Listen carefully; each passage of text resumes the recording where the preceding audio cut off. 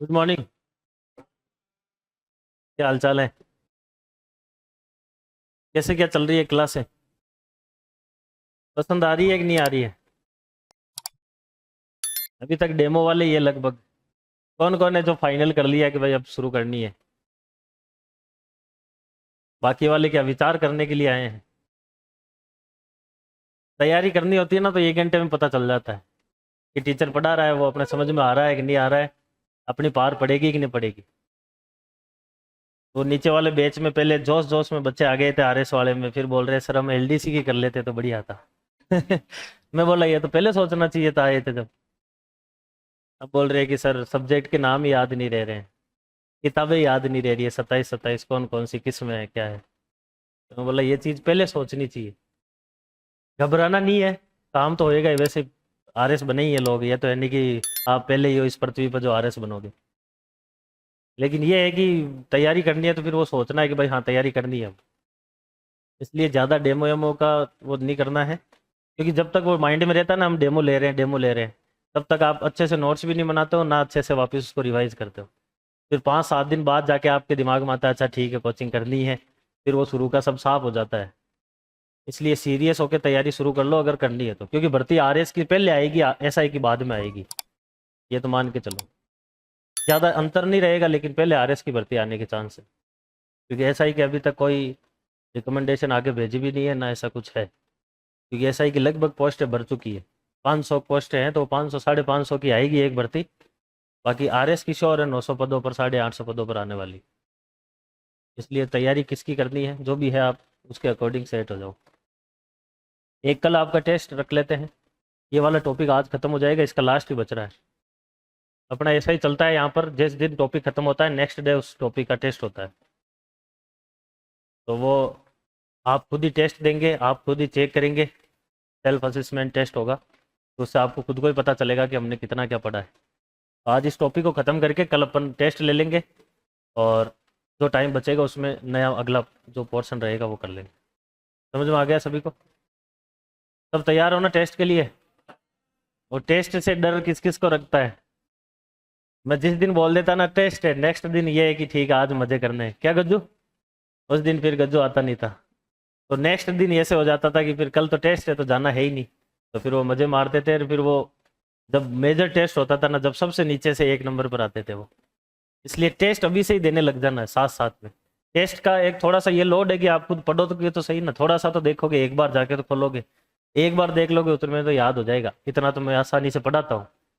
आपको कोई ऐसी टफ लैंग्वेज ना लिखवाई है ना समझाई है, हर चीज़ बिल्कुल बेसिक चीज़ों में ही समझा रहा हूँ, और यही चीज़ें आपके काम आएगी एग्जाम में।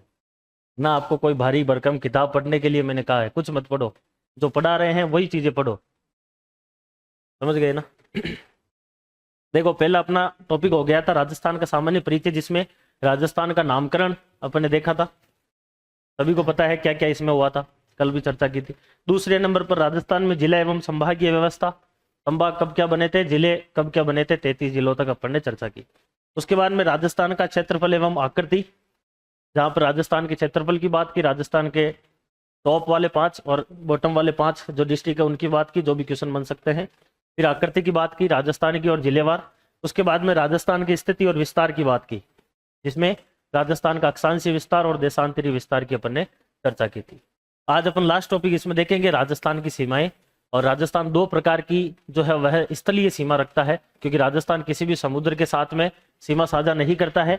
2 प्रकार की स्थलीय सीमा रखता है, जिसमें एक तो एक देश के साथ में लगाता है जो कि अंतर्राष्ट्रीय सीमा कहलाएगी, और बाकी राज्यों के साथ में लगाता है जिसको अंतर्राज्यीय सीमा कहते हैं। स्थिति विस्तार में किसी को कोई समस्या हो तो पूछ लेना, क्योंकि ये ही इसके अंदर थोड़ा सा टफ पॉइंट है। सभी को समझ में आ गया कल? हाँ।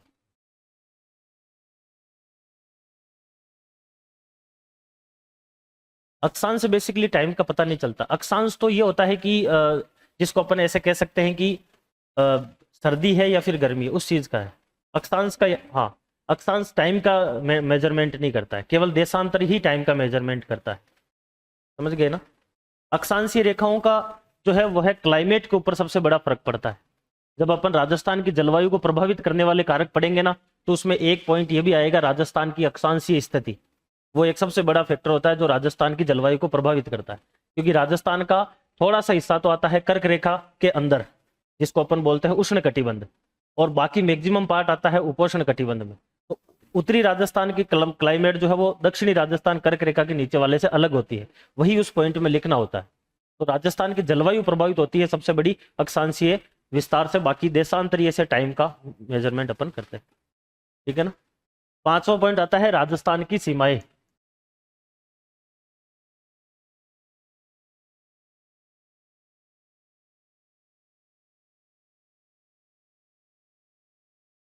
वैसे आपको इंडिया ज्योग्राफी चल ही रही है, तो वहां पर आपको सारी चीजें बता देंगे कि कितनी अक्षांशीय रेखाएं होती है, कितनी देशांतर होती है, ठीक है ना। तो वहां से वो सर बता रहे थे मेरे को कि उधर चल ही रही है, तो वो आपको अच्छे से बता देंगे। बाकी फिर भी समझ में नहीं आए तो और पूछ लें। पहले अपन देखेंगे राजस्थान की अंतरराष्ट्रीय सीमा।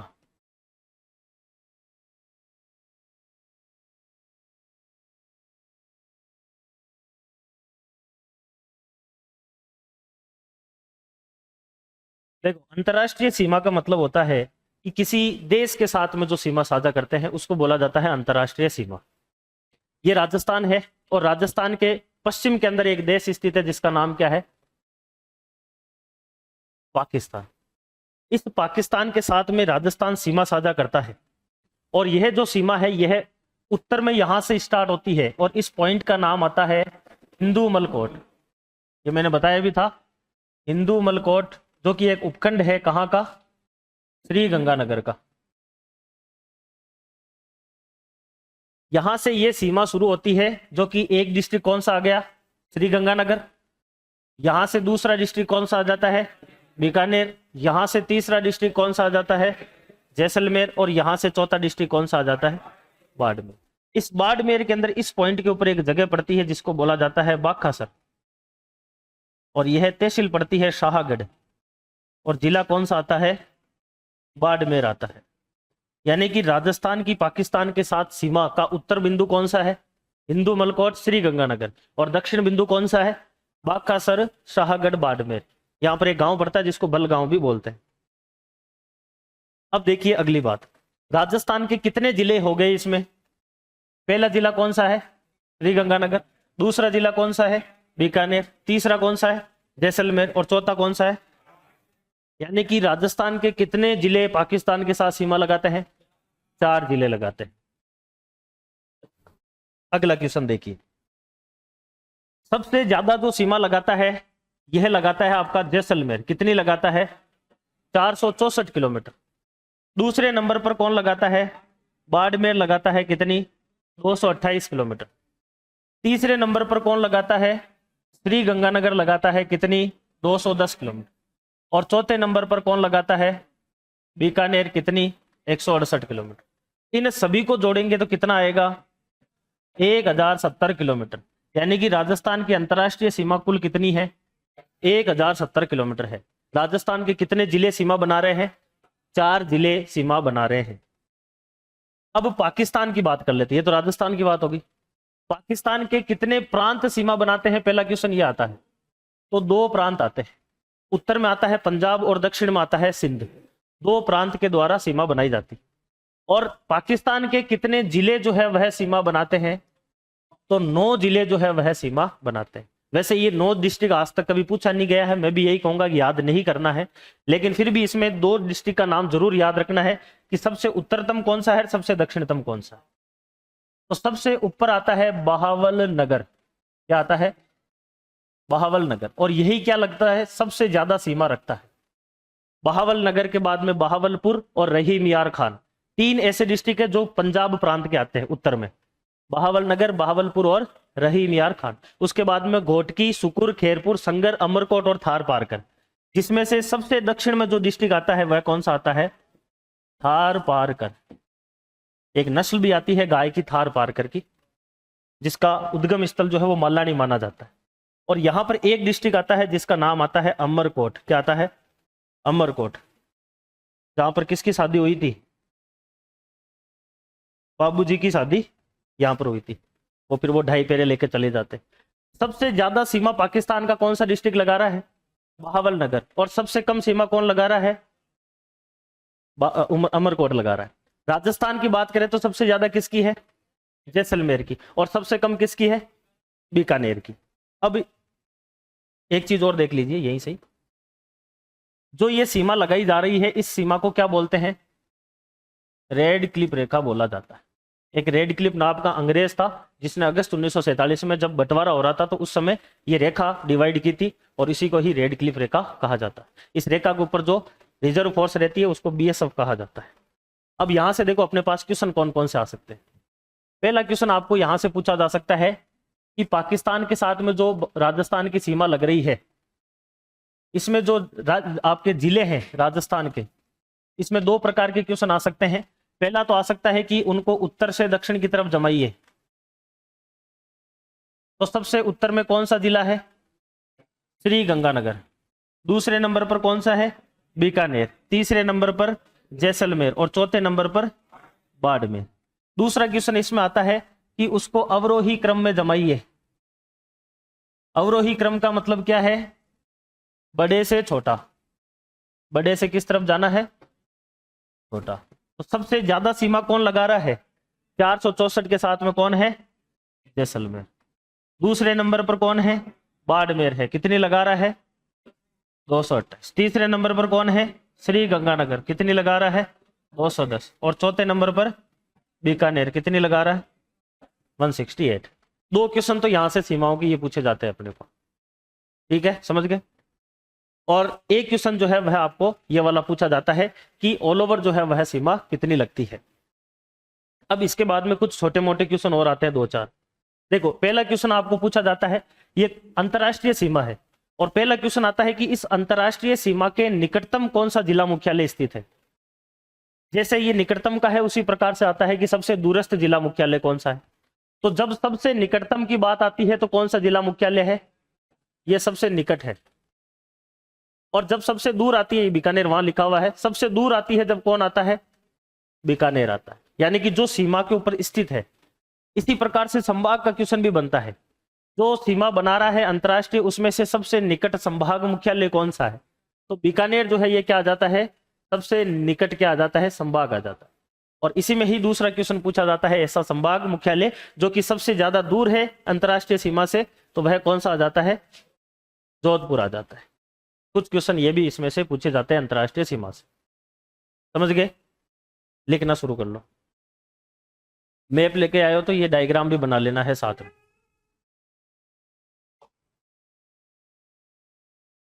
हेडिंग डाल लेनी है। पांचवा पॉइंट है राजस्थान की सीमाएं और उसमें फर्स्ट हेडिंग डालनी है अंतरराष्ट्रीय सीमा।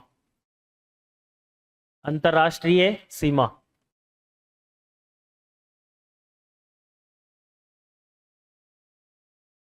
अंतरराष्ट्रीय सीमा फर्स्ट पॉइंट लिखना है इसमें। मैप लेके आए ना तो वो मैप भी बना लेना अभी लास्ट में। अंतरराष्ट्रीय सीमा में पहला पॉइंट लिखो, राजस्थान की अंतरराष्ट्रीय सीमा पाकिस्तान के साथ लगती है। राजस्थान की अंतरराष्ट्रीय सीमा पाकिस्तान के साथ लगती है।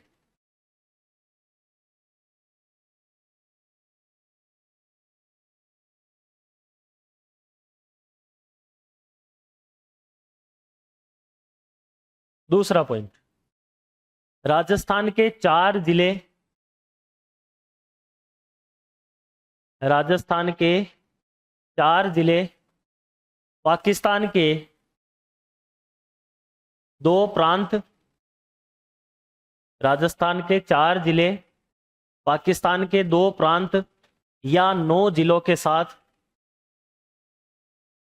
राजस्थान के 4 जिले पाकिस्तान के 2 प्रांत या 9 जिलों के साथ 1070 किलोमीटर की सीमा साझा करते हैं। राजस्थान के 4 जिले पाकिस्तान के 2 प्रांत या 9 जिलों के साथ 1070 किलोमीटर की सीमा साझा करते हैं। अगला पॉइंट, राजस्थान व पाकिस्तान की अंतर्राष्ट्रीय सीमा, राजस्थान व पाकिस्तान की अंतर्राष्ट्रीय सीमा रेड क्लिफ के नाम से जानी जाती है। रेड क्लिफ के नाम से जानी जाती है। राजस्थान व पाकिस्तान की सीमा रेड क्लिफ के नाम से जानी जाती है, जो उत्तर में जो उत्तर में हिंदू मलकोट जो उत्तर में हिंदू मलकोट कोष्टक में श्री गंगानगर,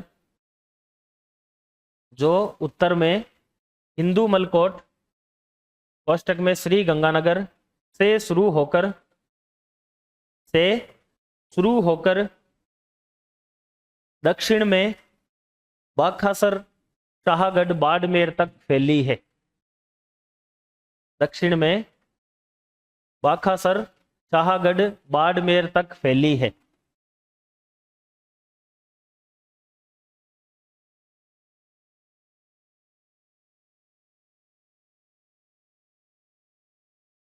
ठीक है, अब अगला काम आपको करना है, राजस्थान व पाकिस्तान की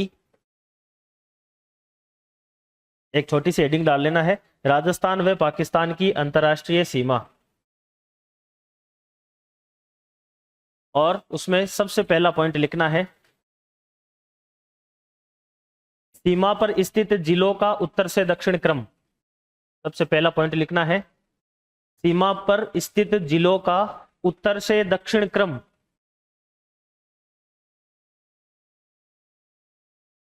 सीमा पर स्थित जिलों का उत्तर से दक्षिण क्रम, और ऐसे लिख लो, एक नंबर पर श्री गंगानगर, दूसरे पर बीकानेर, तीसरे पर जैसलमेर और चौथे पर बाड़मेर। उत्तर से दक्षिण क्रम।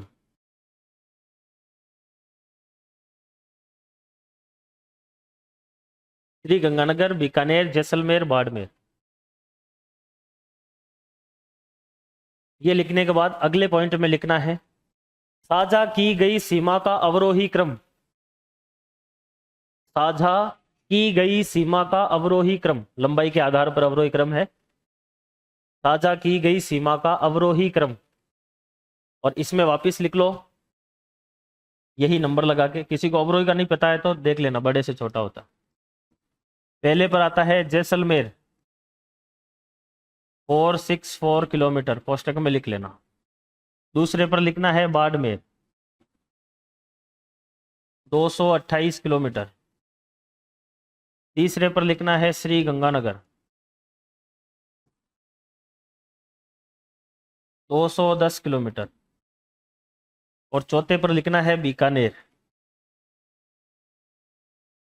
168 किलोमीटर। ये हो जाएगा अवरोही क्रम।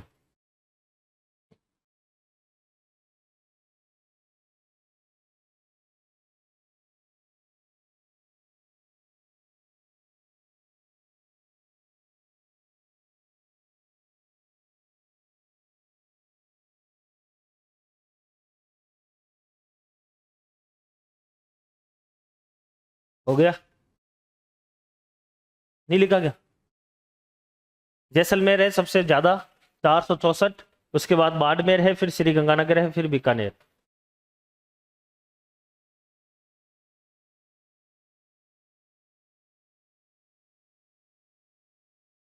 आप अपना मैप निकाल सकते हैं, या फिर कॉपी में भी बनाना चाहे तो कॉपी में भी बना सकते हैं। राजस्थान के इधर से 4 जिले लग रहे हैं, श्री गंगानगर। ये डायग्राम बना लीजिए कॉपी में।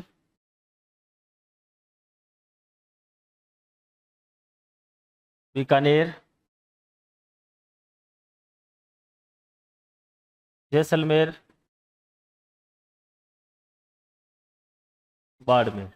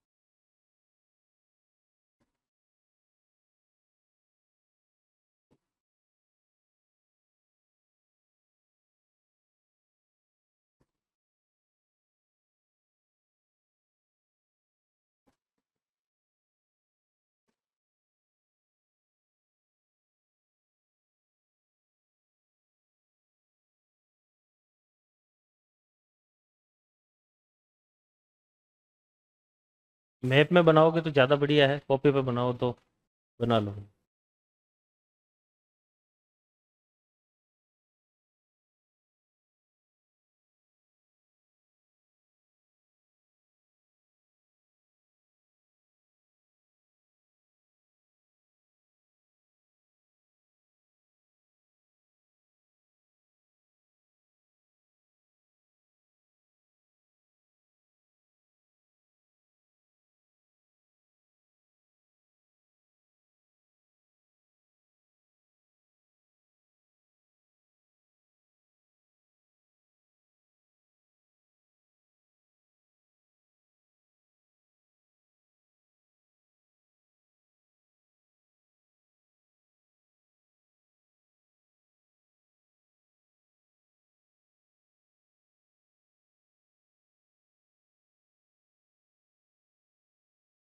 इसके बाद में आपको एक हेडिंग डालनी है, इम्पोर्टेंट फैक्ट।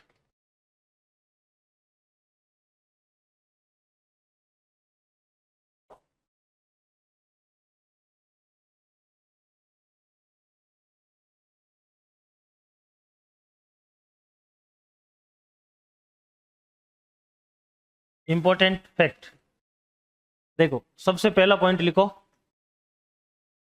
अंतर्राष्ट्रीय सीमा के निकटतम स्थित जिला मुख्यालय। अंतर्राष्ट्रीय सीमा के निकटतम स्थित जिला मुख्यालय। इंपॉर्टेंट फैक्ट में पहला पॉइंट लिखना है, अंतर्राष्ट्रीय सीमा के निकटतम स्थित जिला मुख्यालय, और डैश करके लिखना है श्री गंगानगर।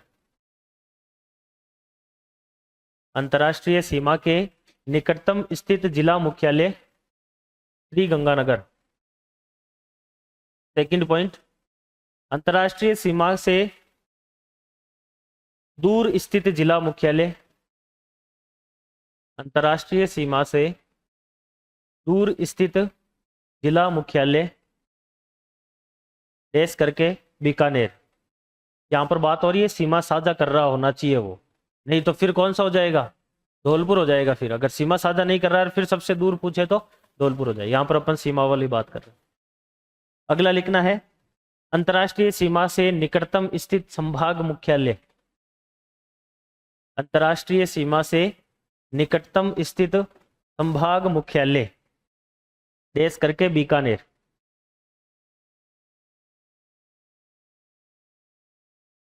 बीकानेर। अगला चौथा पॉइंट, अंतर्राष्ट्रीय सीमा से दूर स्थित संभाग मुख्यालय। अंतर्राष्ट्रीय सीमा से दूर स्थित संभाग मुख्यालय जोधपुर।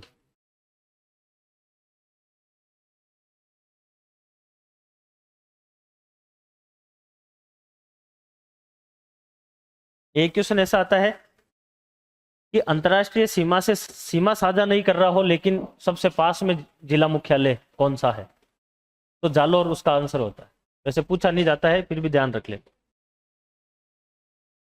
ठीक है। ये आपके इंपॉर्टेंट फैक्ट हो जाते हैं। अब सेकंड अपन पढ़ेंगे अंतर्राज्यीय सीमा। अलग हेडिंग डाल लो अगली।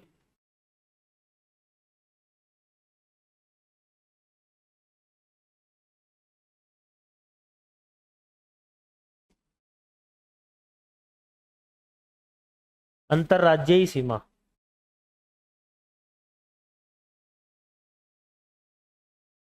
अंतर्राज्यीय सीमा, इसके लिए मैप चाहिए, मैप निकाल लेना है अपना, और साथ साथ में समझते भी जाना और बनाते भी जाना। देखो यहां से आपके कौन सी सीमा स्टार्ट हुई थी अभी, यहां से लेकर यहां तक तो कौन सी सीमा थी, अंतर्राष्ट्रीय सीमा है। रेड क्लिफ रेखा है राजस्थान और पाकिस्तान के साथ में। अब इसके यहां से स्टार्ट होती है सीमा, और यहां से श्री गंगानगर और यहां तक आपका हनुमानगढ़। इसको लिए हुए ऊपर एक पंजाब राज्य आता है जो कि 89 किलोमीटर की सीमा साझा करता है। कितनी करता है, 89 किलोमीटर की। और कौन कौन से जिले जो है वह राजस्थान के इसके साथ सीमा बनाते हैं, श्री गंगानगर और हनुमानगढ़। आपको सामने वाले स्टेट के डिस्ट्रिक्ट याद करने की कोई आवश्यकता नहीं है, ना आज तक पूछा गया है ना आगे पूछा जाएगा। ये चीज ध्यान रख सकते हैं कि राजस्थान से जितने जिले सीमा बना रहे हैं उतने के उतने ही जिलों की संख्या किसकी है, सामने वाले की है। यानी कि इधर से अगर 2 बना रहे हैं तो उधर भी कितने हैं, 2 ही है। इधर अभी 7 आएंगे तो उधर भी कितने हैं, 7। इधर 10 है तो उधर भी 10। समझ गए बात को। तो पहला तो कौन सा आ जाता है आपका, पंजाब आ जाता है 89 किलोमीटर। उसके बाद में अगला यहीं से ही स्टार्ट होता है। ये कौन सा जिला चल रहा है, हनुमानगढ़। उसके बाद ये जिला कौन सा आ गया, चूरू जिला। ये वाला जिला कौन सा आ गया, झुंझुनू जिला। यहां पर थोड़ा सा कौन सा आ गया है, सीकर जिला। यहां पर कौन सा आ गया है, जयपुर जिला। ये वाला जिला कौन सा है, अलवर जिला।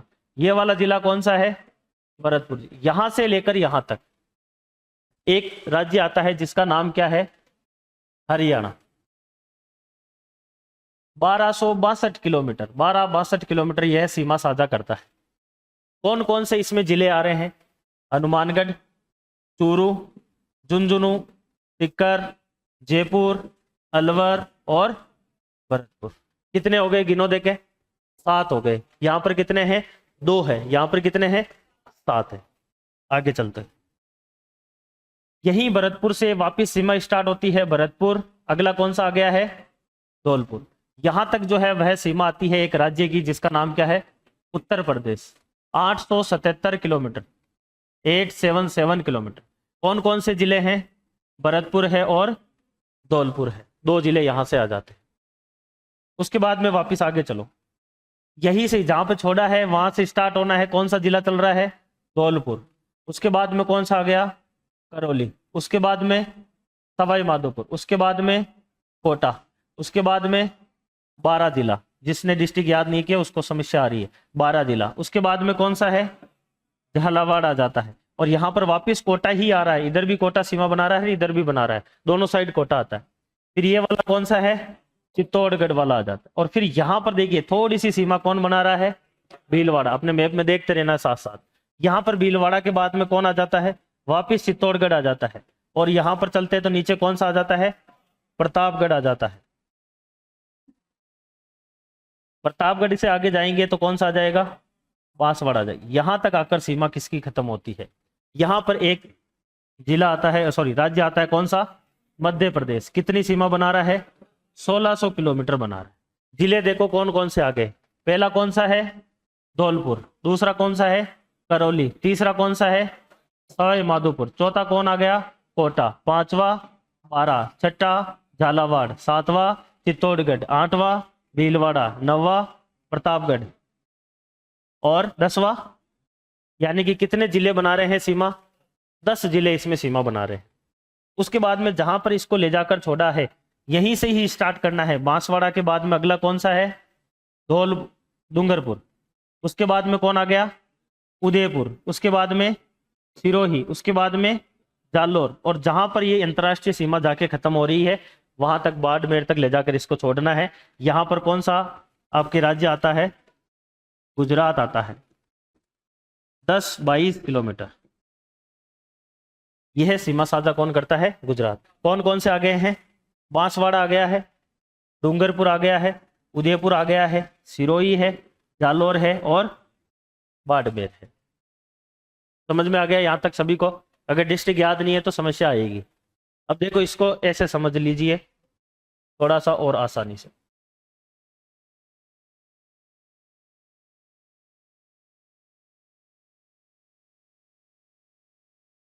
सबसे पहले कौन सा पड़ा था, पंजाब। कितनी सीमा बना रहा है, 89 किलोमीटर। कितने जिले लग रहे हैं, 2 जिले लग रहे हैं। अब देखो 89 के बाद में सबसे ज्यादा कौन है इससे बड़ा, उत्तर प्रदेश है। तो अगला जिला कौन, राज्य कौन सा है, उत्तर प्रदेश। कितनी सीमा है, 877 किलोमीटर। कितने जिले बना रहे हैं सीमा उत्तर प्रदेश के साथ, केवल 2 ही है, भरतपुर और धौलपुर। तो यहाँ पर जिले कितने आ जाएंगे, 2। उसके बाद में देखो 877 से बड़ा कौन है इसमें से, 1022।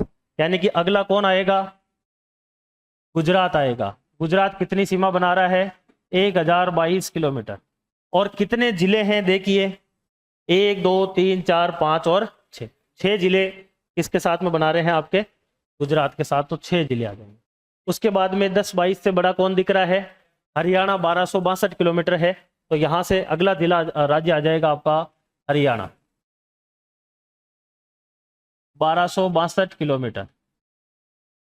कितने जिले हैं? 7 है, गिन लीजिए, 1 2 3 4 5 6 और 7, यानी कि 7 जिले सीमा बना रहे हैं हरियाणा के साथ। और फिर अगला कौन सा आ जाएगा आपका? एक ही बच रहा है अब, मध्य प्रदेश। मध्य प्रदेश की सीमा कितनी है? 1600 है। जिले देख लीजिए, 1 2 3 4 5 6 7 8 9 और 10, 10 जिला यहां पर आ जाते हैं, यानी कि 1600 किलोमीटर है और 10 हो जाएंगे आपके डिस्ट्रिक्ट। ये एक क्रम है, जिस क्रम में आप जो है, कौन सा क्रम कहेंगे इसको? आरोही क्रम। कम से बड़े की तरफ जाते हैं तो आरोही क्रम है, इसका उल्टा आ जाएंगे तो कौन सा हो जाएगा? अवरोही क्रम है। अब अगर आपको क्वेश्चन पूछ ले अंतर्राज्यीय सीमा से घटता हुआ बढ़ता हुआ, चाहे वह डिस्ट्रिक्ट की बात करे, चाहे वह आपकी किसकी बात करे, सीमा की बात करे, तो इस टेबल में से, इसमें से आप जो है वो क्वेश्चन कर सकते हैं। समझ गए बात को? पहले इसको बना लो, फिर आगे चलते हैं। अंतर्राज्यीय सीमा, जो मैप आपने बनाया है उसको चिपका लेना है और नीचे ये नोट डाउन कर लो एज इट इज।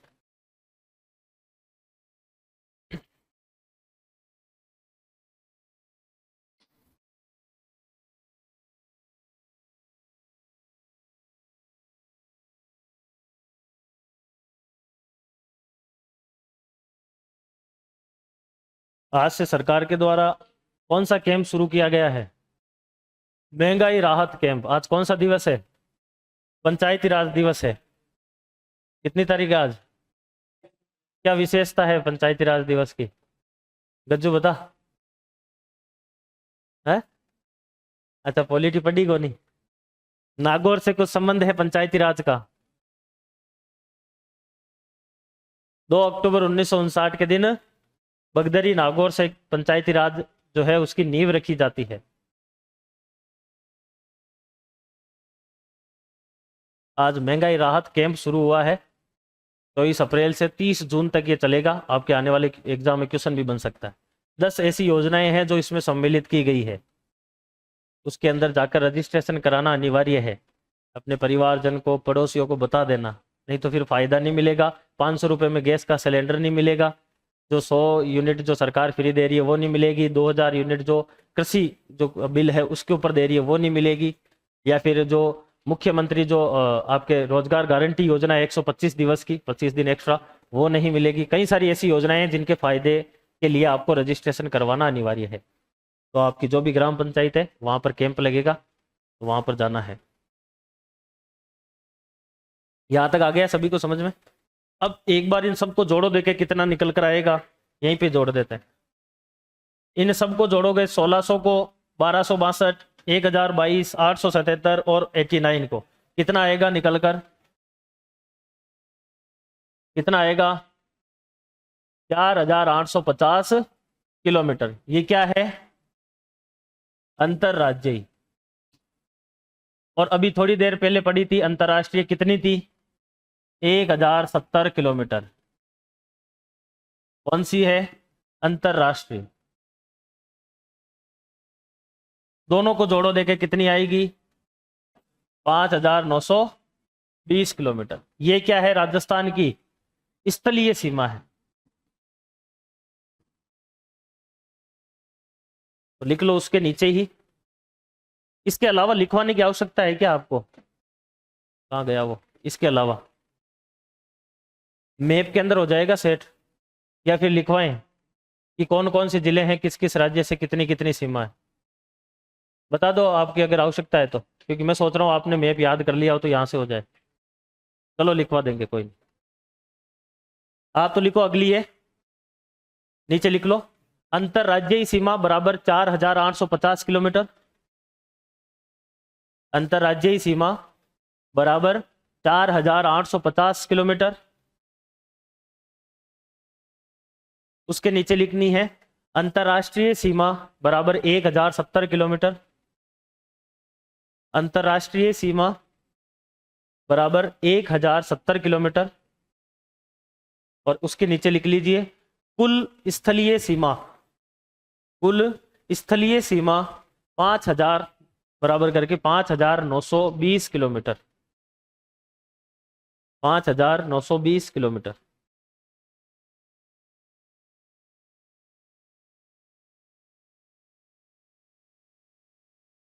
अब ये लिख लो, लिखो सबसे पहले पॉइंट बना के। राजस्थान 5 राज्यों के साथ अंतर्राज्यीय सीमा साझा करता है। राजस्थान 5 राज्यों के साथ अंतर्राज्यीय सीमा साझा करता है। राजस्थान 5 राज्यों के साथ अंतर्राज्यीय सीमा साझा करता है।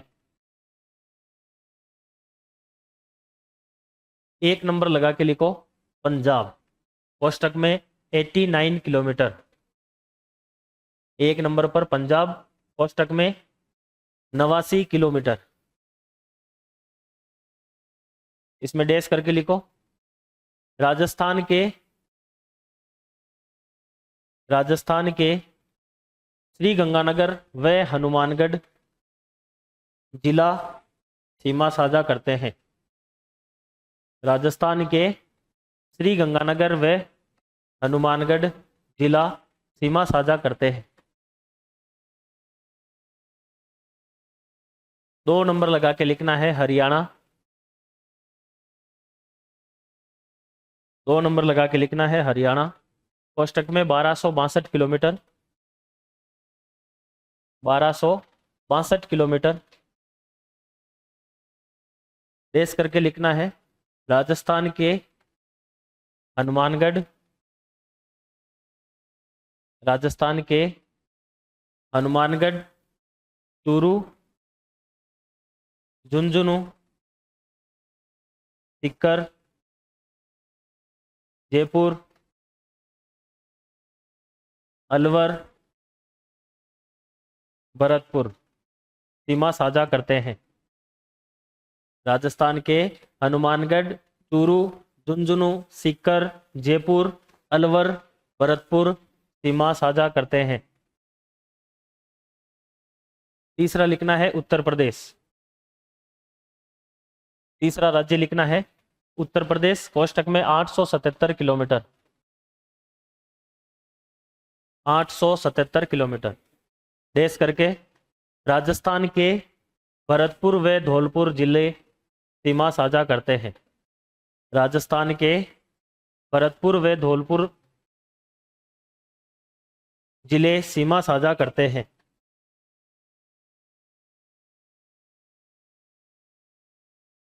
अगला लिखना है 4 नंबर लगा के मध्य प्रदेश। 4 नंबर लगा के लिखना है मध्य प्रदेश, कोष्टक में 1600 किलोमीटर। कोष्टक में 1600 किलोमीटर। देश करके लिखो राजस्थान के धौलपुर, राजस्थान के धौलपुर, करौली, राजस्थान के धौलपुर, करौली, सवाई माधोपुर, सवाई माधोपुर, कोटा, बारा, झालावाड़,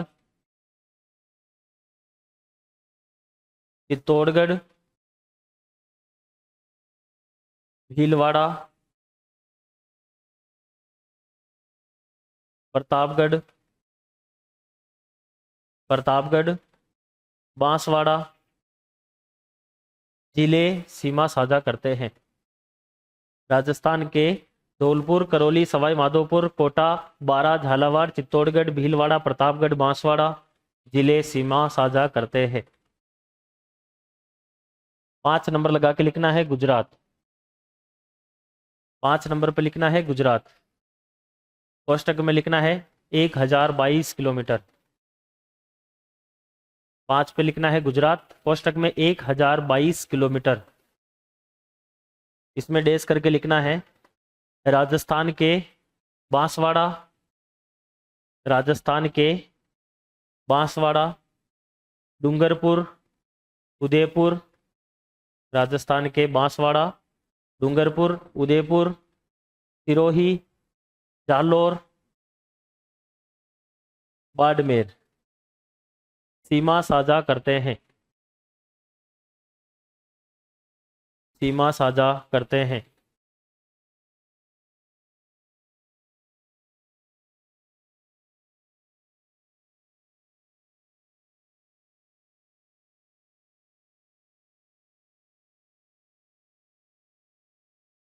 अब देखो, सीमाओं से जुड़े हुए कुछ और इंपॉर्टेंट क्वेश्चन आते हैं, दो चार।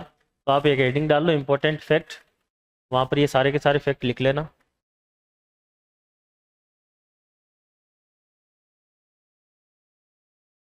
Important fact.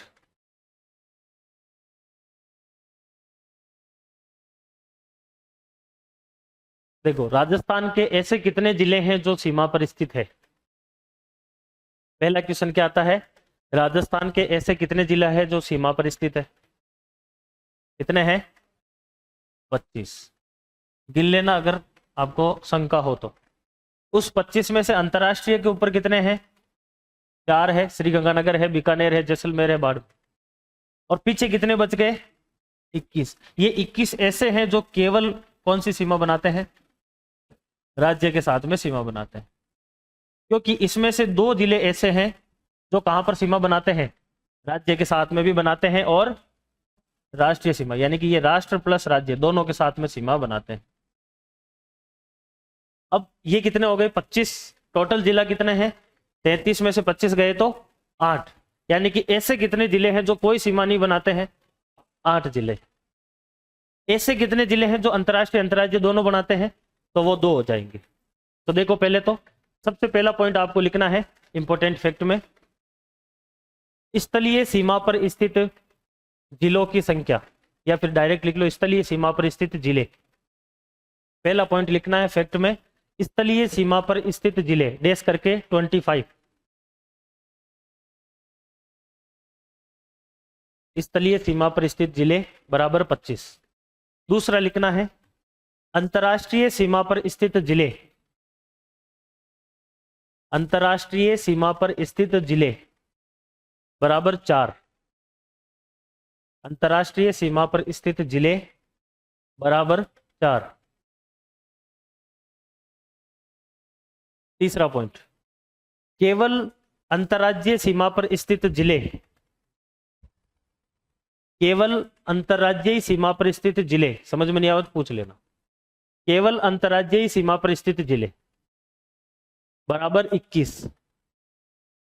केवल अंतर्राज्यीय सीमा पर स्थित जिले बराबर 21।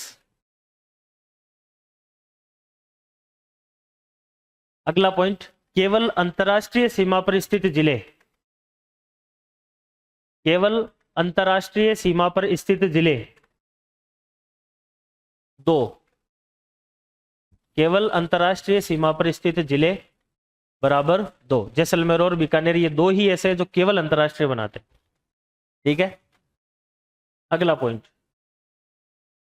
अंतर्राष्ट्रीय व अंतर्राज्यीय दोनों पर स्थित जिले, अंतर्राष्ट्रीय व अंतर्राज्यीय दोनों पर स्थित जिले बराबर 2।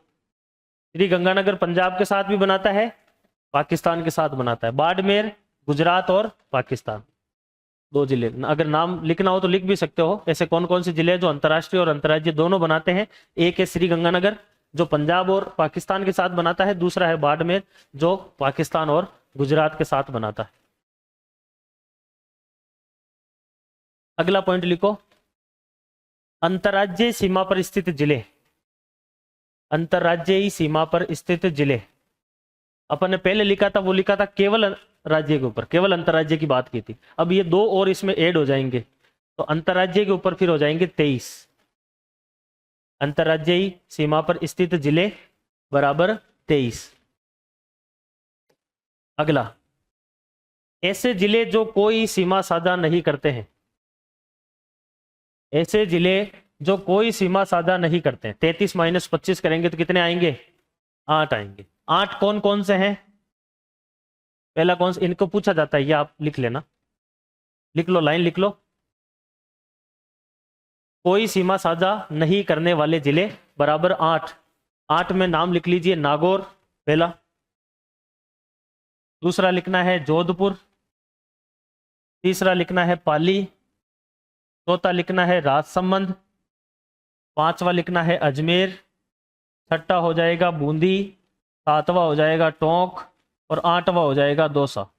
ये 8 ऐसे जिले हैं जो अंतर्राज्यीय या अंतर्राष्ट्रीय दोनों ही सीमा नहीं बनाते हैं। नागौर, जोधपुर, पाली, राजसमंद, अजमेर, अच्छा इधर संख्या लिख दी क्या, अजमेर, टोंक, बूंदी और दौसा।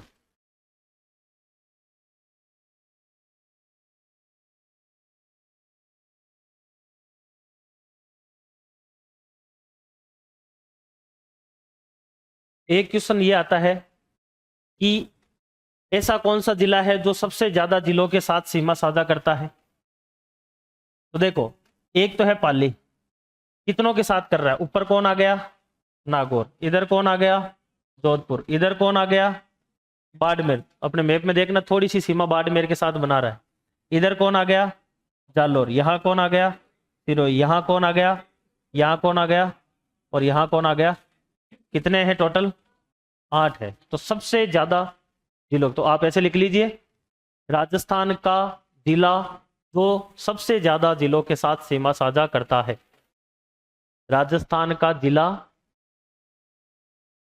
राजस्थान का जिला जो सबसे ज्यादा जिलों के साथ सीमा साझा करता है, 1 नंबर पे लगा के लिखना है पाली, कोष्टक में लिख लेना है 8 जिले।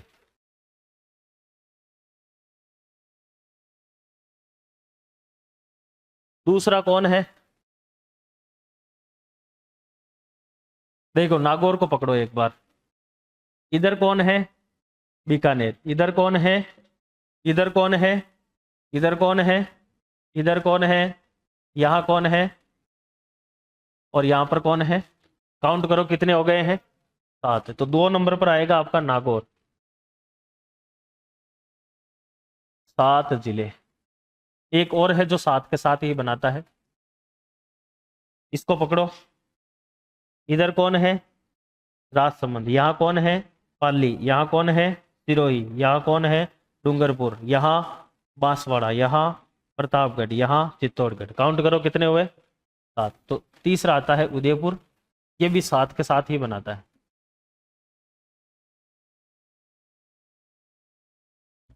बाकी और भी है, वैसे तो एक ही क्वेश्चन पूछा जाता है इसमें से, पाली वाला ही, बाकी आपको याद नहीं करना। यहां तक समझ में आ रहा है। एक क्वेश्चन और पूछा जाता है, वो और समझ लीजिए लास्ट, उसके बाद में आपका ये चैप्टर खत्म।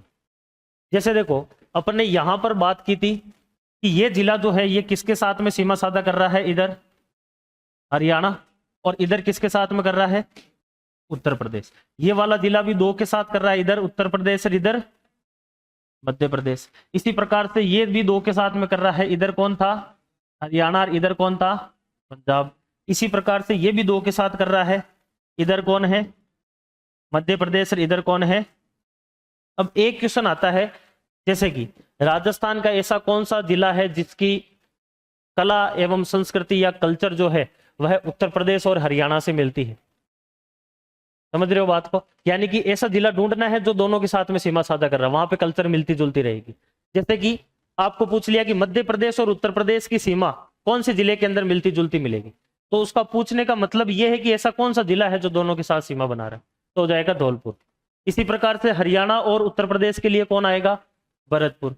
पंजाब और हरियाणा के लिए हनुमानगढ़, और मध्य प्रदेश और गुजरात के लिए बांसवाड़ा। ये एक क्वेश्चन ऐसा आता है जो पूछा जाता है। इसको लिखूं, लिख लो, एक लाइन में लिख लो, ऐसे जिले जो 2 राज्यों के साथ सीमा साझा करते हैं, ऐसे जिले जो 2 राज्यों के साथ सीमा साझा करते हैं।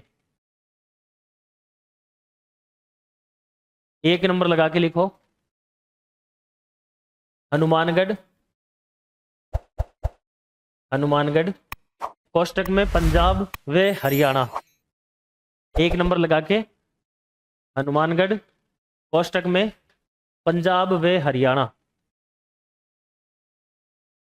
2 नंबर लगा के लिखना है भरतपुर, दूसरा वो जिला लिखना है भरतपुर, कोष्टक के अंदर हरियाणा व उत्तर प्रदेश, हरियाणा व उत्तर प्रदेश। तीसरा लिखना है धौलपुर, उत्तर प्रदेश व मध्य प्रदेश, यूपी व एमपी, उत्तर प्रदेश व मध्य प्रदेश। अगला लिखना है बांसवाड़ा, बांसवाड़ा, मध्य प्रदेश व गुजरात,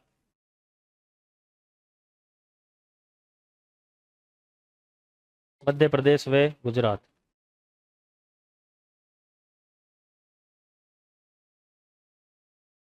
ये यहां पर आपका जो कौन सा टॉपिक है, 5 नंबर का जो टॉपिक है, ये भी क्या हो जाता है, ये बेसिक चीजें हो चुकी है आपकी सारी की सारी। राजस्थान ज्योग्राफी की जो बेसिक चीजें हैं वह यहाँ पर आपके खत्म हो गई है। यानी कि इसके ऊपर आना एक बार, इसके आगे जो अब अपन स्टार्ट करेंगे वो अपने सिलेबस का पहला टॉपिक होगा, राजस्थान के भू आकृतिक प्रदेश। समझ गए बात को? तो एक बार सारा का सारा रिवीजन मार लो, पुराने नोट्स, 2-4 क्वेश्चन पूछेंगे अभी, बढ़िया बढ़िया। एक बार देख लो पुराने जो भी 3 दिन के अंदर आपने पढ़ा है उसको देखो, वो आ रहे हैं, तब तक नई फाइल लगाएंगे। देखो देखिए, आज वाले को छोड़कर बाकी पीछे वाले में से क्वेश्चन पूछे जा सकते हैं।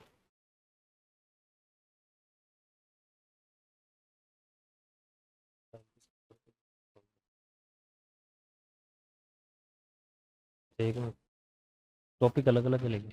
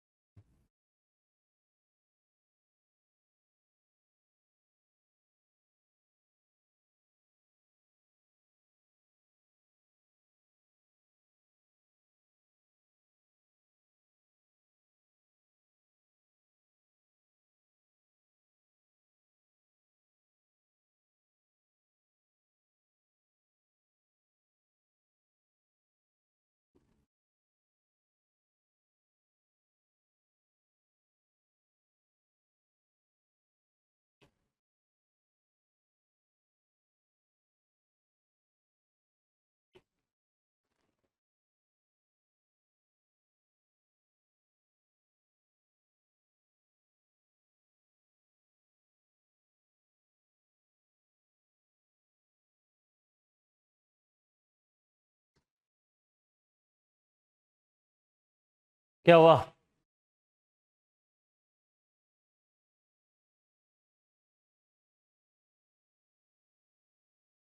सिलेबस लेके आए हैं सभी लोग?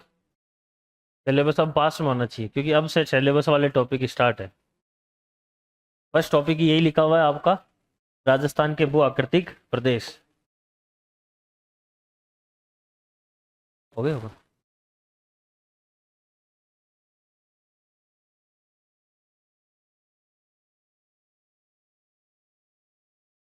पढ़ लिए सभी लोग? राजस्थान की आकृति कैसी है? विषम कोणीय, चतुर्भुजाकार, या फिर रोम्बस, या फिर पतंगाकार। राजस्थान का क्षेत्रफल कितना है और भारत के क्षेत्रफल का कितना प्रतिशत है? 10.41%। राजस्थान के सबसे छोटे जिले का क्षेत्रफल सबसे बड़े जिले का कितना प्रतिशत है?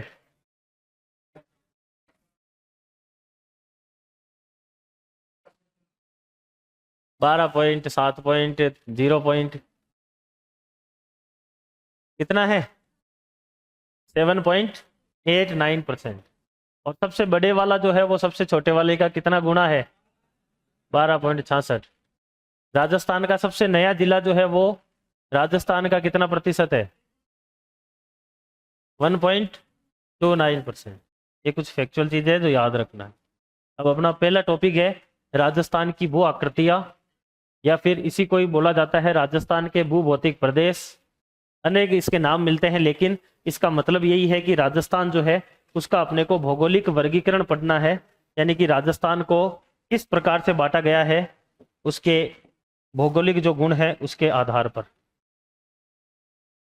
वैसे आपको वर्ल्ड ज्योग्राफी के अंदर जो पृथ्वी का विस्थापन हुआ था उसके पूरे के पूरे सिद्धांत का अध्ययन करवाएंगे, वहां पर आपको पता चल जाएगा कि पृथ्वी का निर्माण कैसे हुआ, किस प्रकार से महाद्वीप बने हैं, किस प्रकार से महासागर बने। अपने यहाँ पर जो काम की चीज है वो मैं बता दूंगा, उससे ज्यादा आप कोशिश मत करना, क्योंकि वर्ल्ड ज्योग्राफी जब स्टार्ट होगी तब आपको और अच्छे से समझ में आएगा। ये आपका क्या है, गोला है अपना वाला। बहुत समय पहले ऐसा हुआ करता था जब सारी की सारी पृथ्वी जो है, यानी कि जो स्थल भाग है, कहने का मतलब वो क्या था, एक ही जगह पर सीमित हो रखा था। जैसे अभी अगर आप देखते हैं तो जैसे कि एशिया अलग हो रखा है, ऑस्ट्रेलिया अलग है, अफ्रीका अलग है, साउथ अमेरिका अलग है, नॉर्थ अमेरिका अलग है, यूरोप अलग है। लेकिन उस समय क्या था, पूरे की पूरी पृथ्वी क्या थी, एक ही थी। और इस वाले हिस्से को, जो स्थल वाला भाग था, इसको क्या बोला जाता था, पेंजिया बोला जाता था। और ये जो आइड साइड वाला हिस्सा है, इसमें पूरे में क्या था उस समय, पानी। यानी कि यह वाला कौन सा वाला हिस्सा है, जल वाला है, और इसको क्या बोला जाता था, पेंथालासा बोला जाता। दो चीजें समझ में आ गई। बाद में क्या होता है कि इस पृथ्वी के अंदर होता है विस्थापन, यानी कि इसके जो स्थलीय भाग है ये क्या होते हैं, टूटते हैं। जब ये टूटते हैं तो पृथ्वी कुछ इस प्रकार की नजर आती है, ऐसे। और इसके अंदर ये वाला जो स्थल वाला भाग है, ये एक भाग इधर चला जाता है और दूसरा भाग इधर आ जाता है। और इसके बीच में भी क्या आ जाता है, पानी आ जाता है, इधर पहले से ही पानी था। तो जो इस पेंजिया का उत्तर वाला हिस्सा है, जो ऊपर वाला हिस्सा है, इसको बोला जाता है अंगारा लैंड। और जो इसका दक्षिण वाला हिस्सा है, इसको बोला जाता है गोंडवाना लैंड। अब बात आती है कि इसके अंदर राजस्थान की स्थिति कहाँ है। यहां से आपने जो है वो राजस्थान को पढ़ना शुरू करना है। देखिए, राजस्थान की जो स्थिति है वो आप यहां पर मानिए, कहां पर माननी है, इस जगह पर। तो इस मैप, इस डायग्राम के अकॉर्डिंग राजस्थान कहां पर आता है। अब देखिए, इसमें एक चीज और समझ लीजिए, ये जो बीच में पानी है ना, इसको एक सागर कहा जाता है, जिसका नाम क्या आता है, तैतीस सागर आता है। अब राजस्थान का हिस्सा दो ही जगहों पर आ रहा है, एक तो यहां पर आ रहा है और एक यहां पर आ रहा है। यानी कि राजस्थान की जो स्थिति है वह कहां पर थी, अगर इसके अकॉर्डिंग अगर अपन बात करना चाहे तो आपका राजस्थान दो हिस्से में आता है।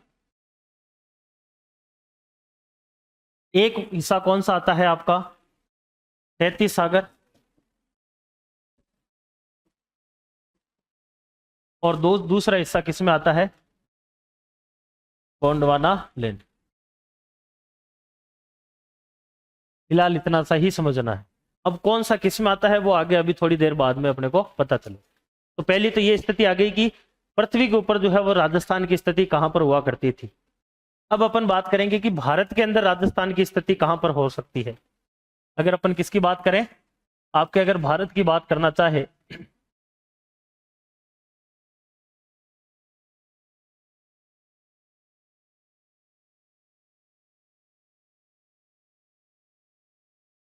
देखो अगर अपन भारत को बांटते हैं तो भारत का जब भौतिक वर्गीकरण करते हैं, भूभौतिक वर्गीकरण करते हैं, तो भारत को चार भागों में बांटा जाता है, मोटा मोटा। जब आप इंडिया ज्योग्राफी पढ़ेंगे तब और बता देंगे। ये जो पूरा का पूरा हिस्सा है, इसको पहला हिस्सा कहा जाता है। ये जो बीच वाला है, इसको दूसरे भाग में बांटा जाता है। ये जो यहाँ वाला हिस्सा है, इसको तीसरे भाग में बांटा जाता है, और जो ये वाला है, इसको चौथे में बांटा जाता है। पहला जो है, इसको कहा जाता है उत्तरी पर्वतीय प्रदेश, क्योंकि यहाँ पर चारों तरफ क्या है, पर्वत ही पर्वत है, यहाँ पर हिमालय आता है, इसलिए इसको बोला जाता है उत्तरी पर्वतीय प्रदेश। दूसरा आता है आपका मध्यवर्ती विशाल मैदान, क्या बोलते हैं, मध्यवर्ती विशाल मैदान। तीसरा आता है, इसको बोला जाता है प्रायद्वीपीय पठार, ये पठारी हिस्सा है, दक्कन का पठार यहाँ पर पड़ता है। और जो चौथा हिस्सा आता है, इसको बोला जाता है तटीय मैदान, और इसके साथ साथ में इधर लक्षद्वीप और अंडमान निकोबार लेते हैं, तो इसलिए इसको बोलते हैं तटीय मैदान एवं द्वीप समूह। ये चार हिस्सों के अंदर इसको बांटा जाता है। अब इसमें अगर राजस्थान की स्थिति आप ढूंढोगे तो राजस्थान आपका कहां पर स्थित है, इस जगह पर स्थित है। तो यहां से राजस्थान की स्थिति किस किस में आ गई है, तो यहां से अगर अपन राजस्थान की बात करें कि भारत के भौगोलिक प्रदेश के अंदर राजस्थान कहां पर है, तो दो जगह पर आएगा, यहीं से क्वेश्चन स्टार्ट होता है। पहला तो कौन सा आ जाएगा, मध्यवर्ती विशाल मैदान।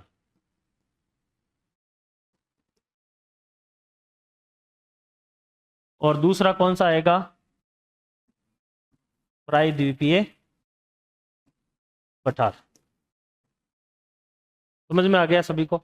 यहां से दो क्वेश्चन आपको पूछे जाएंगे। पहला क्वेश्चन, ये वाला क्वेश्चन जो है ये आपको ऐसे नहीं पूछेंगे डायरेक्ट, ये पूछेंगे कि अरावली किसका अवशेष है, या फिर पूर्वी मैदान किसका अवशेष है, या फिर मरुस्थल किसका अवशेष है। तो वो अपन आगे पढ़ेंगे जब अभी वर्गीकरण करेंगे। यहां से डायरेक्टली क्वेश्चन आता है आपको, सीधा क्वेश्चन पटवारी में भी पूछा हुआ है और भी अभी हाल ही के एग्जाम में पूछा हुआ है कि भारत के जो भौतिक प्रदेश है उसमें राजस्थान कौन से हिस्से में आता है। ये डायरेक्टली क्वेश्चन पूछा जाता है। तो आपको दो ही हिस्से याद रखने हैं, कौन कौन सा, एक तो मध्यवर्ती विशाल मैदान और एक प्रायद्वीपीय पठार, इसमें भारत की स्थिति आती है। अब अपन बात करेंगे किस चीज की, राजस्थान के भौगोलिक वर्गीकरण की। यानी कि जो आपको राजस्थान दिखाई दे रहा है यहां पर मैप के अंदर, ये जो आपको राजस्थान दिखाई दे रहा है, इस राजस्थान को अलग अलग अलग हिस्सों के अंदर बांटा जाता है। किसी ने अपने हिसाब से बांटा, किसी दूसरे ने अपने हिसाब से बांटा, उसी को ही कहा जाता है राजस्थान का भौगोलिक वर्गीकरण। तो सबसे पहले अगर अपन बात करें, राजस्थान को जब बांटा गया था तो वह बांटा गया था वीसी मिश्रा के द्वारा। 1968 के अंदर राजस्थान का पहला वर्गीकरण किया जाता है वीसी मिश्रा के द्वारा। और इन्होंने राजस्थान को कितने भागों में बांटा, 7 भाग के अंदर इन्होंने बांटा। दूसरे नंबर पर एक व्यक्ति आते हैं जिनका नाम आता है RL सिंह, और इन्होंने 1971 के अंदर राजस्थान का वर्गीकरण किया और कितने भागों में बांट दिया इन्होंने, 2 भाग के अंदर। मोटा मोटा राजस्थान को 2 भागों में बांटते हैं। और उसके बाद में तीसरे 2 लोग आते हैं, एक आते हैं तिवारी और एक आते हैं सक्सेना। इन्होंने बांटा 1994 के अंदर, और राजस्थान को इन्होंने कितने भागों में बांट दिया, 4 भाग के अंदर बांट दिया। मोटे मोटे ये 3 ही वर्गीकरण है जो पढ़ने होते हैं, लेकिन अपनी राजस्थान सरकार के द्वारा या फिर जो अपने बोर्ड है वो कौन सा वाला मान्य मानते हैं, तिवाड़ी एवं सक्सेना। इसका मतलब अपने को कौन से पढ़ने हैं, ये वाले 4 भाग पढ़ने हैं जो कि तिवाड़ी और सक्सेना ने बांटे हैं। बाकी इन 2 को नहीं पढ़ना है। लेकिन RS प्री 2016 में यहां से एक क्वेश्चन पूछा गया, वो कैसा है वो भी समझ लीजिए। तीनों के एक बार देख लो। सबसे पहला व्यक्ति आता है आपका वीसी मिश्रा। वीसी मिश्रा ने राजस्थान को कितने भागों में बांटा है, 7 भागों में। उसने सबसे पहला हिस्सा बांटा ये वाला, और इसे कहा शुष्क मैदान। दूसरा हिस्सा इसने ये वाला बांटा जिसको कहा उत्तरी नहरी प्रदेश। यहां पर नहरें आती है, IGNP हो या फिर आपके गंग नहर हो, इसलिए उत्तरी नहरी प्रदेश। तीसरा हिस्सा इसने इसको बांट दिया और इसको कह दिया अरावली, क्योंकि ये अपने काम के नहीं है, इतने ज्यादा पूछे नहीं जाते एग्जाम, सॉरी। अर्ध शुष्क, अर्ध शुष्क मैदान। और इसका जो यहां वाला हिस्सा है ये पूरा का पूरा, इसको बांटा चौथे हिस्से में अरावली के अंदर।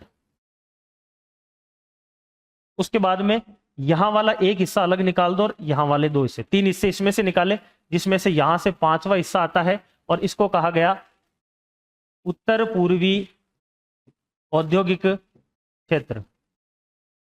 और ये 6ठा हिस्सा निकाला जाता है, इसको कहा जाता है दक्षिण पूर्वी औद्योगिक क्षेत्र। और एक लास्ट वाला आता है जिसको बोलते हैं बीहड़ प्रदेश। ये 7 हिस्से में किसने बांटा था, वीसी मिश्रा ने बांटा है राजस्थान को 1968 के अंदर। ये तो हो जाता है फर्स्ट। इसमें से आज तक कभी क्वेश्चन पूछा नहीं गया, इसलिए इंपॉर्टेंट भी नहीं है। दूसरा व्यक्ति कौन था, RL सिंह था, जिसने राजस्थान को 2 भागों में बांटा था। इसने सीधा सीधा जो राजस्थान है इसको बीच में से काटा, इस वाले हिस्से को क्या कहा, राजस्थान, और इस वाले को हिस्से को क्या कहा, पठारी क्षेत्र। ये तो था दूसरा, ये था पहला। अब ये थोड़ा सा इसलिए काम में क्योंकि एक बार अपने क्वेश्चन आ रखा है। इसने इस वाले हिस्से को 2 भागों में बांटा था, और उसमें से एक हिस्सा तो इसने कह दिया कि यह है मरुस्थल, और एक हिस्सा जो है इसको इसने कहा था राजस्थान बांगड़ प्रदेश। क्योंकि ये जो राजस्थान बांगड़ प्रदेश है इसका दूसरा वाला हिस्सा, यह हिस्सा जब अपन तिवाड़ी और सक्सेना का वर्गीकरण पढ़ते हैं तो वहां पर यही हिस्सा अर्ध शुष्क रेतीले मैदान के रूप में जाना जाता है। और एक बार क्वेश्चन पूछा हुआ है, वहां पर यही क्वेश्चन आया था, अर्ध शुष्क जो रेतीला मैदान है इसको किस नाम से जाना जाता है? राजस्थान बांगड़ प्रदेश के नाम से भी जाना जाता है। अब चौथे वाले को आप पढ़ो तब आपके काम आएगा, केवल इसमें से यही चीज याद रखनी, बाकी काम का नहीं है। चौथा जो वर्गीकरण है वो किसका है? तीसरा, तिवाड़ी और सक्सेना का। इन्होंने कितने भागों में बांटा है? 4 भागों में इन्होंने बांटा है। सबसे पहला, जहां से अरावली जाती है उस हिस्से को इसने बांट दिया डायरेक्टली। इसका इधर वाला पहला हिस्सा कहलाता है उत्तर पश्चिम। ये राजस्थान का कौन सा हिस्सा है? उत्तर पश्चिम वाला हिस्सा है। और यह किस प्रकार का है? रेतीला है। तो उत्तर पश्चिमी रेतीला मैदान, ये किस पार्ट में बांटा है इसने? पहला हिस्सा इसका बांट दिया है। दूसरा हिस्सा आता है आपके यहां से, ये पूरा का पूरा जो हिस्सा है ये कहलाता है अरावली। क्या कहलाता है? अरावली। इसी को ही बोला जाता है मध्यवर्ती पहाड़ी प्रदेश, क्योंकि ये राजस्थान के बीच में आ रहा है और एक पर्वतीय क्षेत्र है। उसके बाद में तीसरा हिस्सा जो है यह आता है जिसको कहा जाता है पूर्वी मैदान। क्या कहते हैं? पूर्वी मैदान। ये मैदानी क्षेत्र है जो कि नदियों के द्वारा निर्मित है, जलोढ़ मृदा यहाँ पर पाई जाती है। और चौथा हिस्सा आता है जिसको कहा जाता है दक्षिण पूर्वी पठारी प्रदेश। ये मालवा के पठार का हिस्सा है, यहाँ पर हाड़ा चौहानों के द्वारा शासन होता था, इसलिए इसको क्या कहते हैं? हाड़ौती भी कहा जाता है। इसी क्षेत्र को हाड़ौती पठार भी कहते हैं। ये मोटे मोटे 4 भागों में किसने बांटा था? आपके तिवाड़ी और सक्सेना ने। अब इसमें से जो पहला है उत्तर पश्चिमी रेतीला मैदान, इसको 2 भागों में बांटा जाता है। थोड़ा सा समझ लीजिए फिर बाद में लिख लेंगे। इसको 2 भागों में बांटा जाता है। फर्स्ट वाला ये हिस्सा तो आता है शुष्क में, और ये जो दूसरा वाला हिस्सा है ये कहलाता है अर्ध शुष्क। क्या कहलाता है? अर्ध शुष्क। और आर.एल. सिंह ने इसी हिस्से को क्या कहा है? राजस्थान बांगड़ प्रदेश भी कहा है। तो जहां पर अर्ध शुष्क रेतीला मैदान पड़ते हैं वहीं पर ही आपके राजस्थान बांगड़ प्रदेश भी आता है। समझ में आ गया? अब देखो, जो इन्होंने वर्गीकरण किया ना, इसमें से 2 हिस्सों में इन्होंने इसको उत्तर पश्चिमी रेतीले मैदान को किस आधार पर बांटा है? तो इन्होंने कहा है कि यहां पर 50 सेंटीमीटर से इस तरफ जो है वो कम वर्षा होती है। अंतरराष्ट्रीय स्तर पर ऐसा कहा जाता है कि ऐसा क्षेत्र जहां पर 25 सेंटीमीटर से कम वर्षा होती है वह क्षेत्र क्या होता है? मरुस्थलीय होता है अंतरराष्ट्रीय स्तर पर। जबकि भारत का जो किसान आयोग है, कृषि आयोग है, उसने कहा है कि भारत के लिए हम इसको बढ़ाकर कितना करते हैं? 50 सेंटीमीटर करते हैं। यानी कि भारत में जहां पर भी 50 सेंटीमीटर से कम वर्षा होगी वह क्षेत्र क्या कहलाएगा? हमारी तरफ से मरुस्थल कहलाएगा। तो 50 सेंटीमीटर पर तो किसको बांट दिया है? उत्तर पश्चिमी रेतीले मैदान को। और फिर यहां से एक और समवर्षा रेखा गुजारी है जो अंतरराष्ट्रीय के हिसाब से कितनी? 25 सेंटीमीटर समवर्षा रेखा।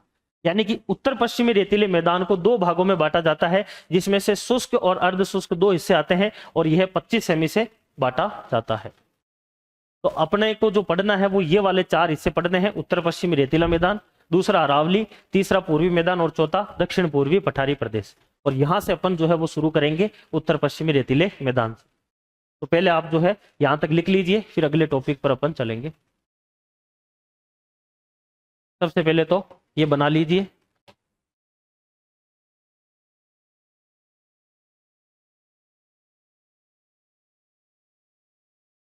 हाँ, इसमें हेडिंग लिख लीजिए राजस्थान की स्थिति। इसकी हेडिंग लिख लीजिए राजस्थान की स्थिति।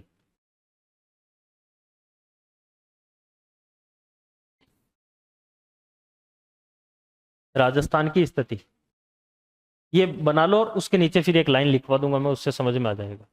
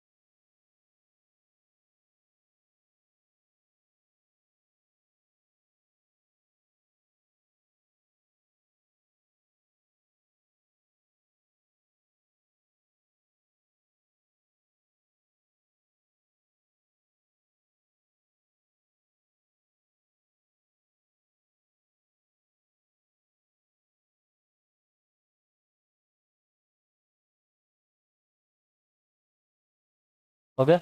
इसके नीचे एक लाइन लिखो, राजस्थान में 33 सागर एवं गोंडवाना लैंड का अवशेष पाया जाता है। राजस्थान में 33 सागर व गोंडवाना लैंड का अवशेष पाया जाता है। ये किसी समय 33 सागर हुआ करता था। इसी का कारण है कि राजस्थान में इतनी सारी जो है वो रेतीली मृदा है। और समय के साथ में जब इसमें नदियां आके यहाँ से गिरती थी ना, यहाँ से नदियां इसमें गिर रही थी, तो ये पूरा का पूरा जो है वो अवसाद से भर गया और यहाँ पर वापस पॉपुलेशन जमा हो गई। अगला लिखना है, राजस्थान की भारत में स्थिति। राजस्थान की भारत में स्थिति। ये डायग्राम बना लो छोटा सा और इसमें एक लाइन लिखनी है।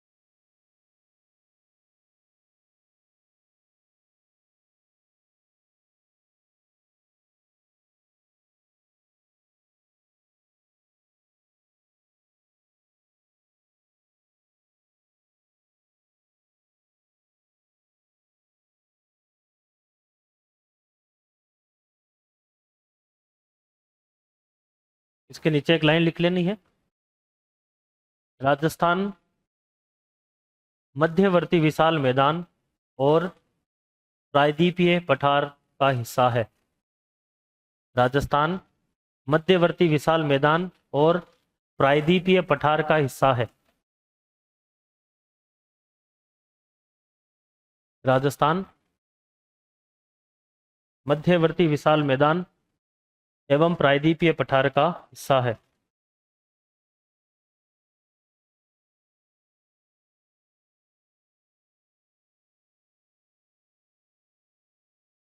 अब इसके बाद में हेडिंग डालनी है, राजस्थान का भौगोलिक वर्गीकरण। राजस्थान का भौगोलिक वर्गीकरण। राजस्थान का भौगोलिक वर्गीकरण। और एक नंबर लगा के लिखना है, वीसी मिश्रा द्वारा वर्गीकरण। एक नंबर लगा के, वीसी मिश्रा द्वारा वर्गीकरण, कोष्टक में 1968। वीसी मिश्रा द्वारा वर्गीकरण, कोष्टक में 1968।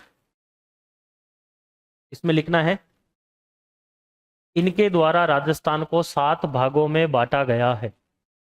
इनके द्वारा राजस्थान को 7 भागों में बांटा गया है। इनके द्वारा राजस्थान को 7 भागों में बांटा गया है।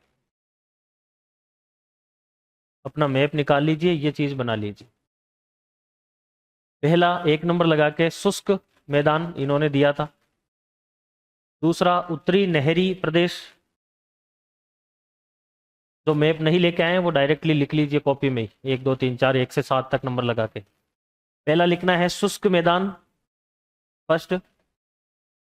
2 नंबर लगा के उत्तरी नहरी प्रदेश, उत्तरी नहरी प्रदेश। तीसरा लिखना है अर्ध शुष्क मैदान,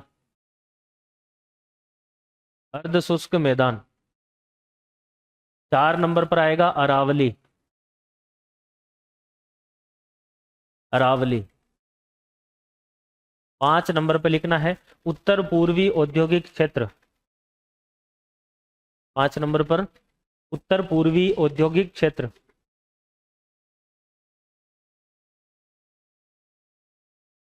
6 लिखना है दक्षिण पूर्वी औद्योगिक क्षेत्र,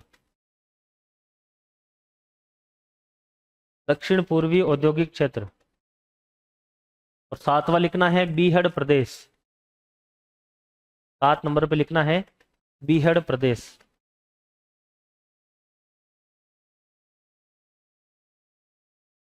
दूसरा लिखना है वीसी मिश्रा के बाद RL सिंह द्वारा वर्गीकरण, RL सिंह द्वारा वर्गीकरण, कोष्टक में 1971। 2 नंबर पर RL सिंह द्वारा वर्गीकरण, कोष्टक में 1971। इसके नीचे लाइन लिख लो, इन्होंने राजस्थान को 2 भागों में बांटा है, इन्होंने राजस्थान को 2 भागों में बांटा है। 1 नंबर लगा के राजस्थान मैदान कहा जाता है उसको, राजस्थान मैदान। 1 नंबर पर राजस्थान मैदान।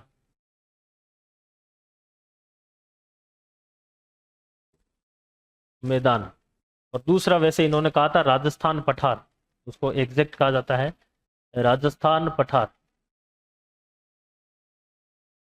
राजस्थान मैदान और राजस्थान पठार 2 हिस्सों में बांट दिया।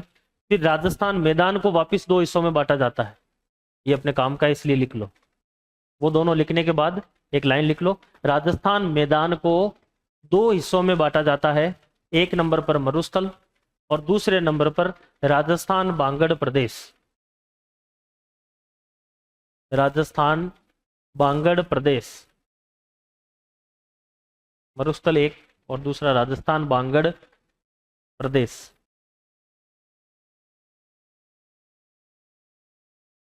इसमें भी 2 आते हैं वैसे, चंबल बीहड़ और पठारी क्षेत्र, लेकिन वो अपने काम का नहीं है तो रहने दो। अगला लिखो तीसरा, तिवाड़ी व सक्सेना द्वारा, तिवाड़ी व सक्सेना द्वारा, कोष्टक में 1994।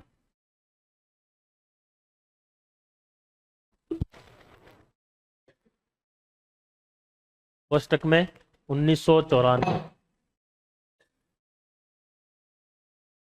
1994।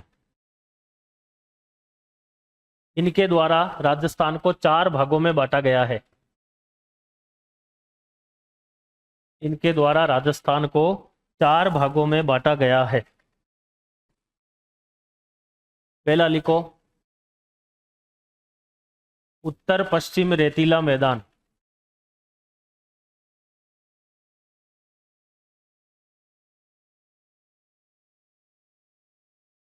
उत्तर पश्चिमी रेतीला मैदान। दूसरा लिखना है मध्यवर्ती विशाल मैदान, सॉरी,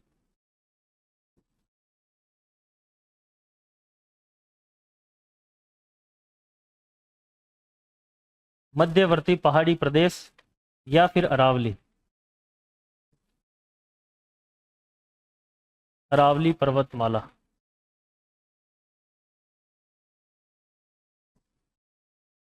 तीसरा लिखना है पूर्वी मैदान,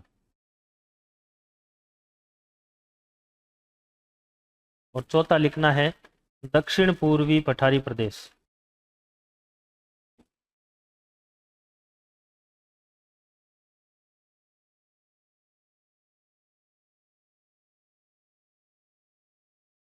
या हाड़ौती का पठार।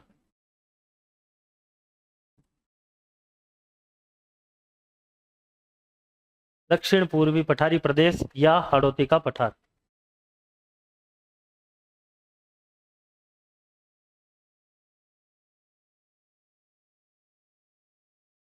यही अपने को चार जो पर्वतीय अपने क्षेत्र है, भौतिक प्रदेश है, ये चार अपने को पढ़ने हैं और यही अपने सिलेबस। क्या हुआ,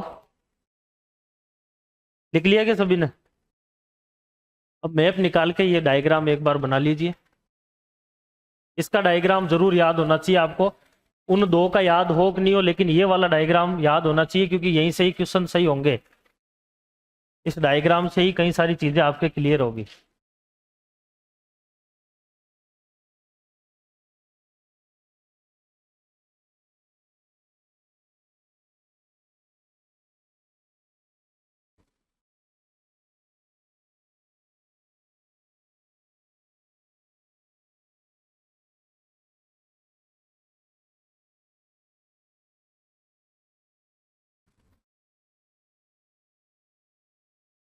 अपने मैप के अंदर यहां से स्टार्ट करना है, झुंझुनू से, देखते जाना और मैप को साथ साथ चलाते जाना।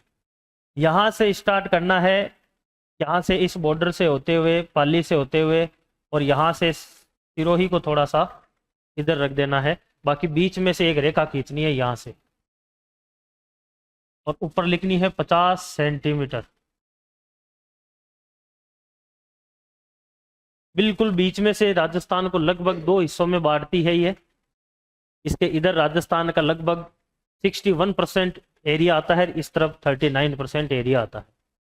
ये 50 सेमी समवर्षा रेखा अपने को ये बता रही है कि इसके इस तरफ जो है वह 50 सेमी से कम वर्षा होती है और इस तरफ जो है वह इससे ज्यादा होती है। और यहां पर एक नंबर लगा के आपको लिखना है उत्तर पश्चिमी रेतीला मैदान।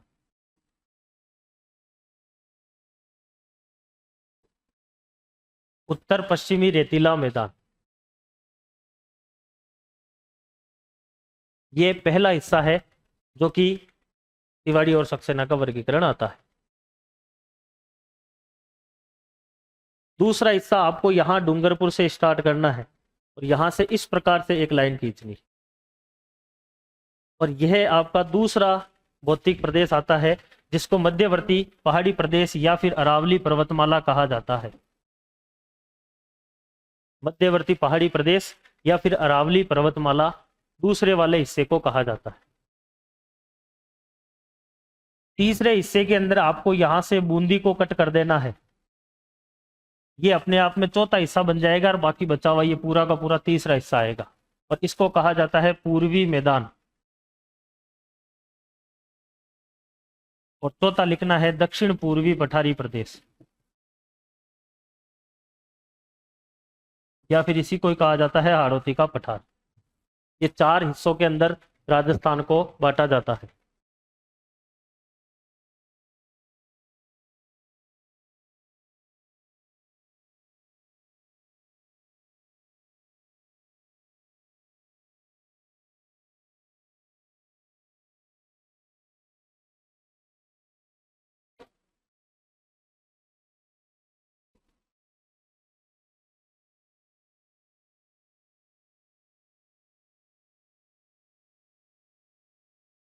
इस पहले चैप्टर में ही सबसे ज्यादा मैप आएंगे काम में, फर्स्ट में, और एक जो नदियों वाला है दूसरा चैप्टर उसमें। उसके बाद में आपके मैप इतने काम नहीं आएंगे, फिर रटने वाले टॉपिक है, समझने वाले टॉपिक यही है, 4-5 टॉपिक ही। फिर सारे के सारे रटने वाले हैं, उद्योग रटने का है, खनिज रटने का है, ऊर्जा रटने का है, पर्यटन रटने का है, बाकी सारे टॉपिक रटने। यहाँ पर समझने की चीजें हैं, इसलिए थोड़ा सा मैप का यूज कर लेना। तो ये आपके हो जाता है। लिख लिया सभी ने, बना लिया? चार हिस्सों के अंदर राजस्थान को बांट दिया। अब इन चार में से यहां पर जो ये चार लिखे हुए हैं इसमें से सबसे पहला पढ़ेंगे अपन, तो आप मेन हेडिंग डाल लेना है उत्तर पश्चिमी रेतीला मैदान।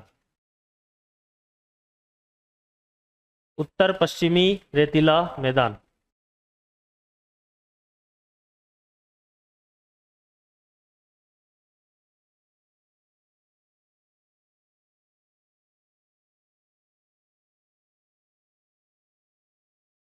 उत्तर पश्चिमी रेतीला मैदान।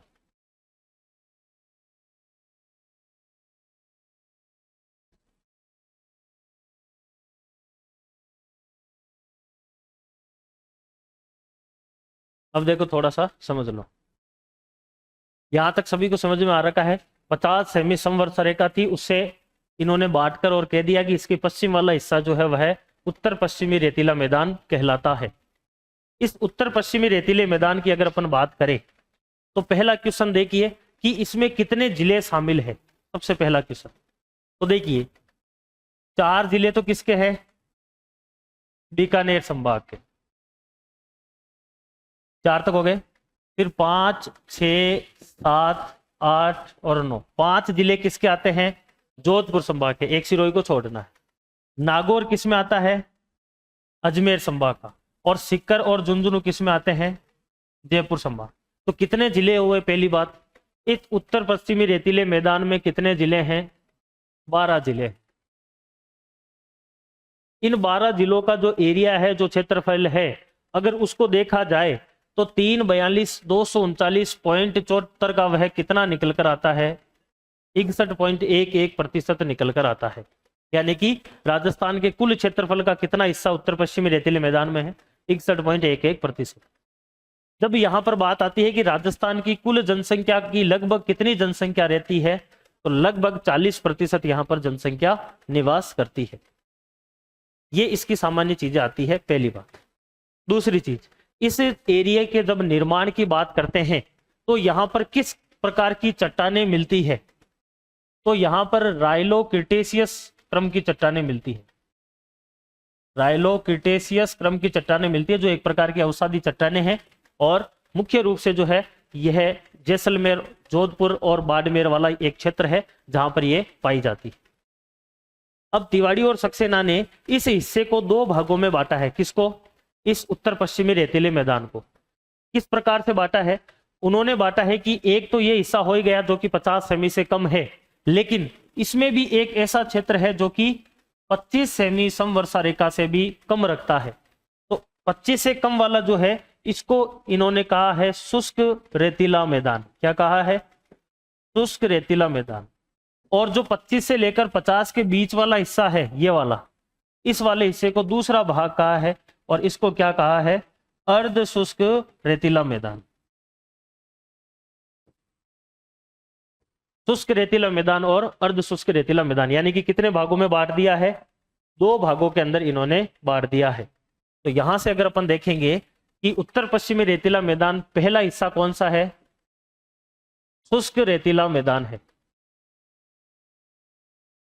जो कि कहां पर है, 25 सेमी से कम वाले के अंदर आता है।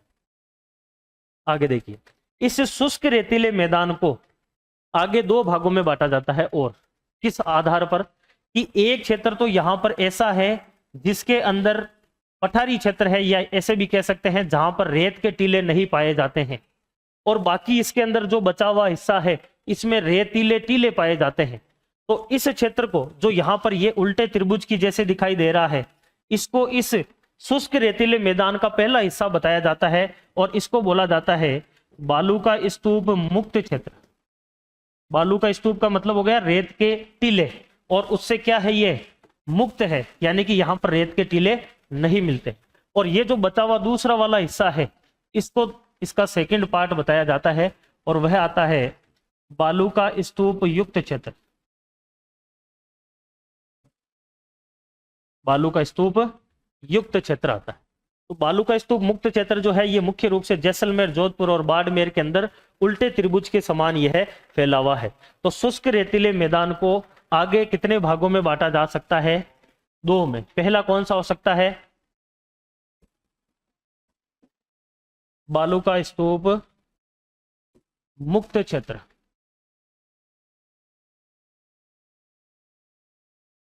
अगर हम इस क्षेत्र को 100% मान ले, किसको, शुष्क रेतीले मैदान को, तो इसका यह कितना प्रतिशत निकल के आता है, 41.50 या फिर 41.5%। और अगर इसको 100 में से घटा देंगे तो पीछे वाला कितना आ जाएगा, 58.5 आ जाएगा, बालू का स्तूप युक्त क्षेत्र। पटवारी 2015 का ये क्वेश्चन था कि रेतीले मैदान का कितना प्रतिशत हिस्सा बालू का स्तूप मुक्त है। ये क्वेश्चन किस में आया था, पटवारी में पूछा गया था। तो यहां से ये विभाजन अगर आपको पता है कि सबसे बड़ा विभाजन तो है उत्तर पश्चिमी रेतीला मैदान, फिर उसको 25 सेमी समवर्षा रेखा से दो भागों में बांटना है, एक शुष्क में और एक अर्ध शुष्क में। फिर शुष्क रेतीले मैदान को वापिस दो भागों में बांटना है रेत के धोरों के आधार पर। एक वह हिस्सा है जिसमें रेत के धोरे नहीं है तो बालू का स्तूप मुक्त क्षेत्र, और दूसरा वह आ जाता है जिसमें स्तूप पाए जाते हैं तो बालू का स्तूप युक्त क्षेत्र आ जाता है। अब ये जो आपका क्षेत्र है कौन सा, बालू का स्तूप मुक्त क्षेत्र, इसकी कुछ विशेषताएं आती है। जैसे कि यह क्षेत्र ऐसी जगह पर, देखिए इस लोकेशन को देखिए, इस जगह पर एक तो खास बात यह है कि इस क्षेत्र के अंदर हाल ही में एक रिफाइनरी राजस्थान में शुरू की गई है, पचपदरा रिफाइनरी।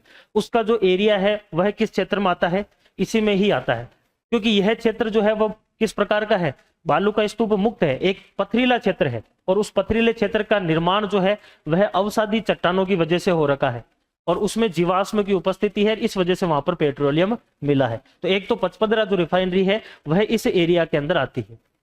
दूसरी, यहाँ पर एक घास पाई जाती है, क्योंकि इस क्षेत्र के अंदर भूगर्भीय जल पट्टी भी मिलती है, क्योंकि पथरीला क्षेत्र है तो वहां पर पानी उपस्थित रहने की संभावना है। इसीलिए पश्चिमी राजस्थान का या फिर उत्तर पश्चिमी रेतीला मैदान का पहला नलकूप भी यहीं पे खोदा जाता है, जिसका नाम आता है चंदन नलकूप, तो वो भी इसी एरिया में है। और पानी होने की वजह से यहाँ पर एक घास मिलती है जिसको कहा जाता है सेवण घास, जो आपके बॉर्डर पिक्चर में भी दिखाई जाती है। वो सुनील शेट्टी बोलता है कि साहब ऐसी घास तो बॉर्डर के उस पार मिलती है, तो वो पूरा का पूरा लगभग वही एरिया आता है। ठीक है, तो यह आपका कौन सा एरिया आता है, बालू का स्तूप मुक्त क्षेत्र आता है। और दूसरा आएगा बालू का स्तूप युक्त क्षेत्र, वो थोड़ा बड़ा है, उसको अपन बाद में करेंगे, पहले यहां तक आते हैं, नहीं तो आपके निकल जाएगा सब कुछ। उत्तर पश्चिमी रेतीला मैदान, ये आपने हेडिंग डाली है, इसके नीचे एक लाइन लिखनी है। उत्तर पश्चिमी रेतीले मैदान में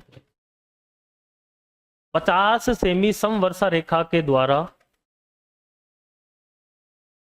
50 सेमी समवर्षा रेखा के द्वारा राजस्थान को लगभग दो हिस्सों में बांटा जाता है, लगभग दो हिस्सों में बांटा जाता है, जिसके पश्चिम का क्षेत्र, जिसके पश्चिम का क्षेत्र रेतीला मैदान, रेतीला मैदान के रूप में जाना जाता है, जिसके पश्चिम का क्षेत्र रेतीला मैदान के रूप में जाना जाता है।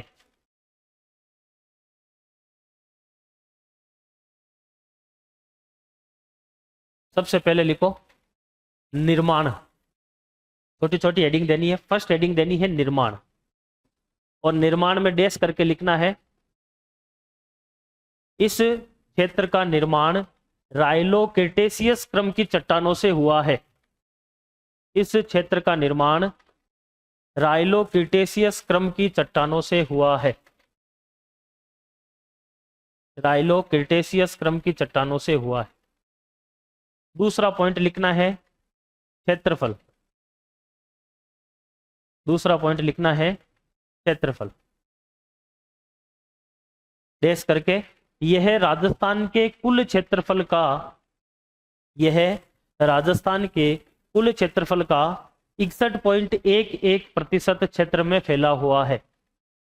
यह राजस्थान के कुल क्षेत्रफल का 61.11% में फैला हुआ है। अगला पॉइंट लिखना है जनसंख्या, जनसंख्या। इस क्षेत्र में राजस्थान की कुल जनसंख्या का लगभग 40% निवास करता है। इस क्षेत्र में राजस्थान की कुल जनसंख्या का लगभग 40% निवास करता है।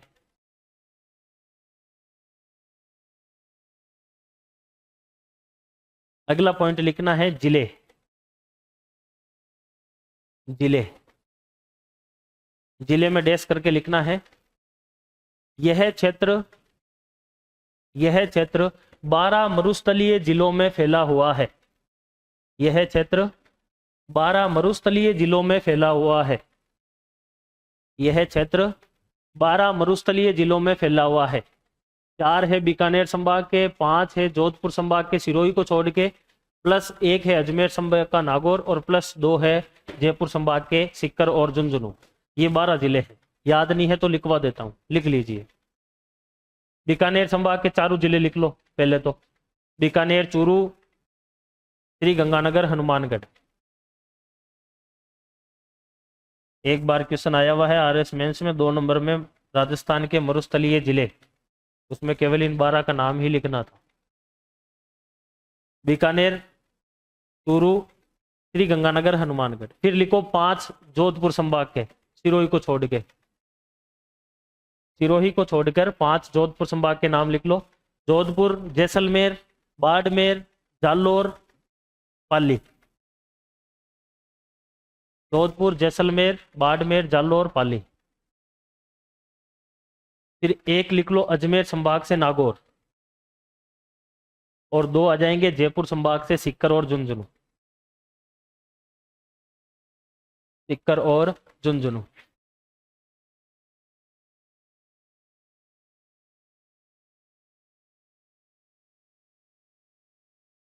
ये लिखने के बाद में फिर लिखो एक लाइन, उत्तर पश्चिमी रेतीले मैदान को, उत्तर पश्चिमी रेतीले मैदान को 25 सेमी समवर्षा रेखा द्वारा 2 भागों में बांटा जाता है। उत्तर पश्चिमी रेतीले मैदान को 25 सेमी समवर्षा रेखा द्वारा 2 भागों में बांटा जाता है। 2 भागों में बांटा जाता है। 1 नंबर लगा के लिखो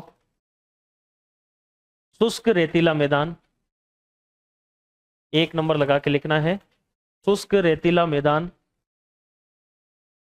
और 2 नंबर लगा के लिखना है अर्ध शुष्क रेतीला मैदान। 1 नंबर पर आएगा शुष्क रेतीला मैदान और दूसरा आएगा अर्ध शुष्क रेतीला मैदान। शुष्क रेतीला मैदान और दूसरा आएगा अर्ध शुष्क रेतीला मैदान। अब वापिस 1 नंबर पे लिख लीजिए, 1 नंबर लगा के शुष्क रेतीला मैदान, 1 नंबर लगा के लिखना है शुष्क रेतीला मैदान, शुष्क रेतीला मैदान। इसमें डैश करके लिखना है शुष्क रेतीले मैदान को,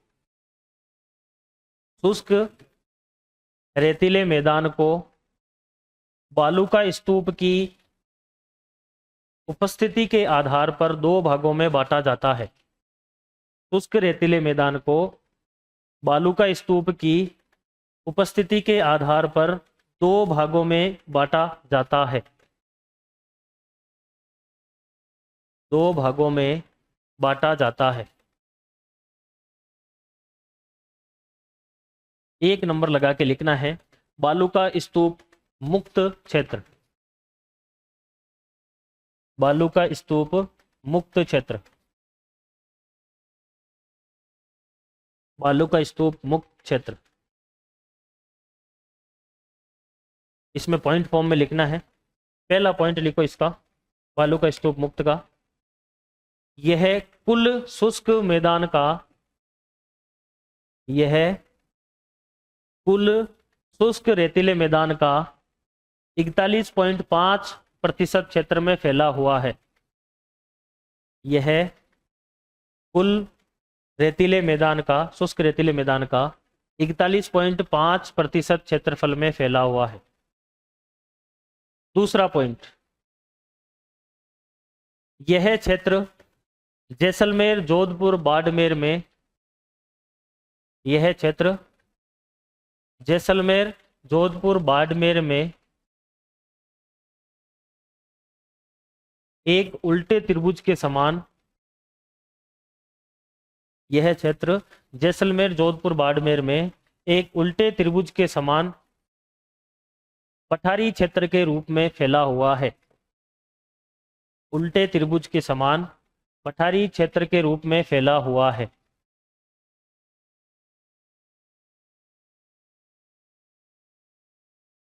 अगला पॉइंट, इस क्षेत्र में सेवण घास इस क्षेत्र में सेवण घास, इस क्षेत्र में सेवण घास, ये जो सेवण घास है वैसे अपन राजस्थान की वनस्पति प्रदेश में पढ़ेंगे स्पेशली। इस मुख्य रूप से इस घास जो है इसका प्रयोग किया जाता है दुधारू पशुओं के लिए। इसको खिलाने के बाद में दूध बढ़ जाता है। एक दो बार एग्जाम में पूछा हुआ है, राजस्थान की कौन सी जो घास है वह दुधारू पशुओं के लिए उपयुक्त मानी जाती है? सेवण घास। इस क्षेत्र में सेवण घास, कोमा लगा के, जीवाश्म पार्क, आकल गांव के अंदर एक फॉसिल पार्क है आकलवुड फॉसिल के नाम से, वो भी इसी क्षेत्र में आता है। तो जीवाश्म पार्क। अगला लिखना है पचपदरा रिफाइनरी, पचपदरा रिफाइनरी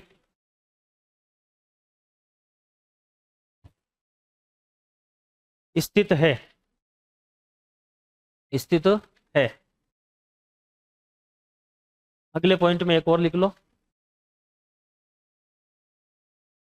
इस क्षेत्र में भूगर्भीय जल पट्टी का विस्तार है, इस क्षेत्र में भूगर्भीय जल पट्टी का विस्तार है, इस क्षेत्र में भूगर्भीय जल पट्टी, इस क्षेत्र में भूगर्भीय जल पट्टी का विस्तार है, इसीलिए पश्चिमी राजस्थान का पहला नलकूप, इसीलिए पश्चिमी राजस्थान का पहला नलकूप चंदन नलकूप इस क्षेत्र में खोदा गया। पश्चिमी राजस्थान का पहला नलकूप चंदन नलकूप इस क्षेत्र में खोदा गया। कई जगह पर यह चांगन भी मिलता है, तो वो क्या है कि हाँ, नलकूप ट्यूबवेल होती है ना, वो होता क्या है कि इंग्लिश जो पेपर बनता है ना वो अपना इंग्लिश में बनता है, फिर उसको इंग्लिश से हिंदी के अंदर कन्वर्ट किया जाता है। अब चंदन लिखेंगे ना तो वो कई जगह पर चांगन भी आ जाता है। जैसे कि कुछ ऐसी नदियां हैं, जैसे कि एक नदी आती है जिसका नाम है निमाज नदी। अब वो उस नदी का आपको हिंदी के अंदर 4-5 अलग अलग एग्जाम में अलग अलग नाम, निमाज मिल जाता है, नेवाज मिल जाता है, नमाज मिल जाता है, कुछ भी मिल जाता है। लेकिन आपको थोड़ा सा दिमाग लगाना पड़ेगा कि हाँ ये कौन सी नदी का या कौन से क्षेत्र का बात कर रहा है, क्योंकि अपने ज्योग्राफी में यही दिक्कत आती है। इंग्लिश से हिंदी में पेपर कन्वर्ट होते ही नदियों के नाम जो है उसमें गड़बड़ होती है सबसे ज्यादा, बाकी और कहीं पे भी नहीं होती। इसलिए थोड़ा सा दिमाग वहां पर लगाना है, ठीक है।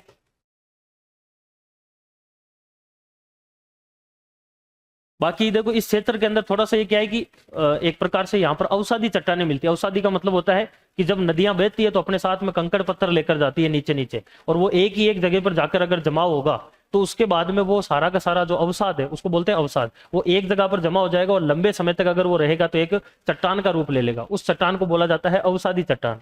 और उसी की वजह से इस क्षेत्र के अंदर चूना पत्थर हुआ, जिप्सम हुआ, ऐसी चीजें भी जो है वो यहाँ पर देखने को मिलती है। जीवाश्म जो है वो भी यहाँ पर देखने को मिलता है, ठीक है। एक चीज तो यह है आपकी हो जाती। दूसरा पॉइंट आपके आता है अब बालू का स्तूप युक्त क्षेत्र। सेकंड वाला पॉइंट कौन सा है? बालू का स्तूप युक्त क्षेत्र।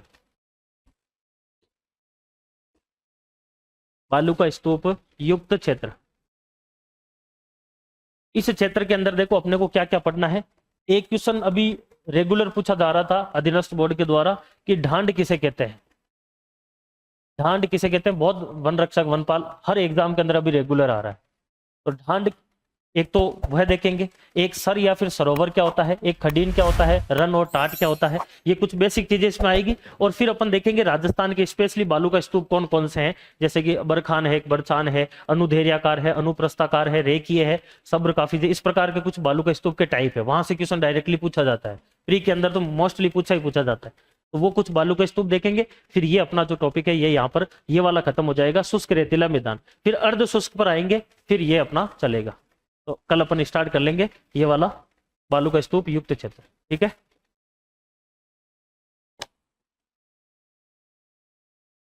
समझ में आ रहा है सभी को? किसी को कोई समस्या है तो बता दीजिए, घर की बात है। मैप से पढ़ोगे तो ज्यादा फायदेमंद रहोगे, नहीं पढ़ोगे तो फिर भूल जाओगे।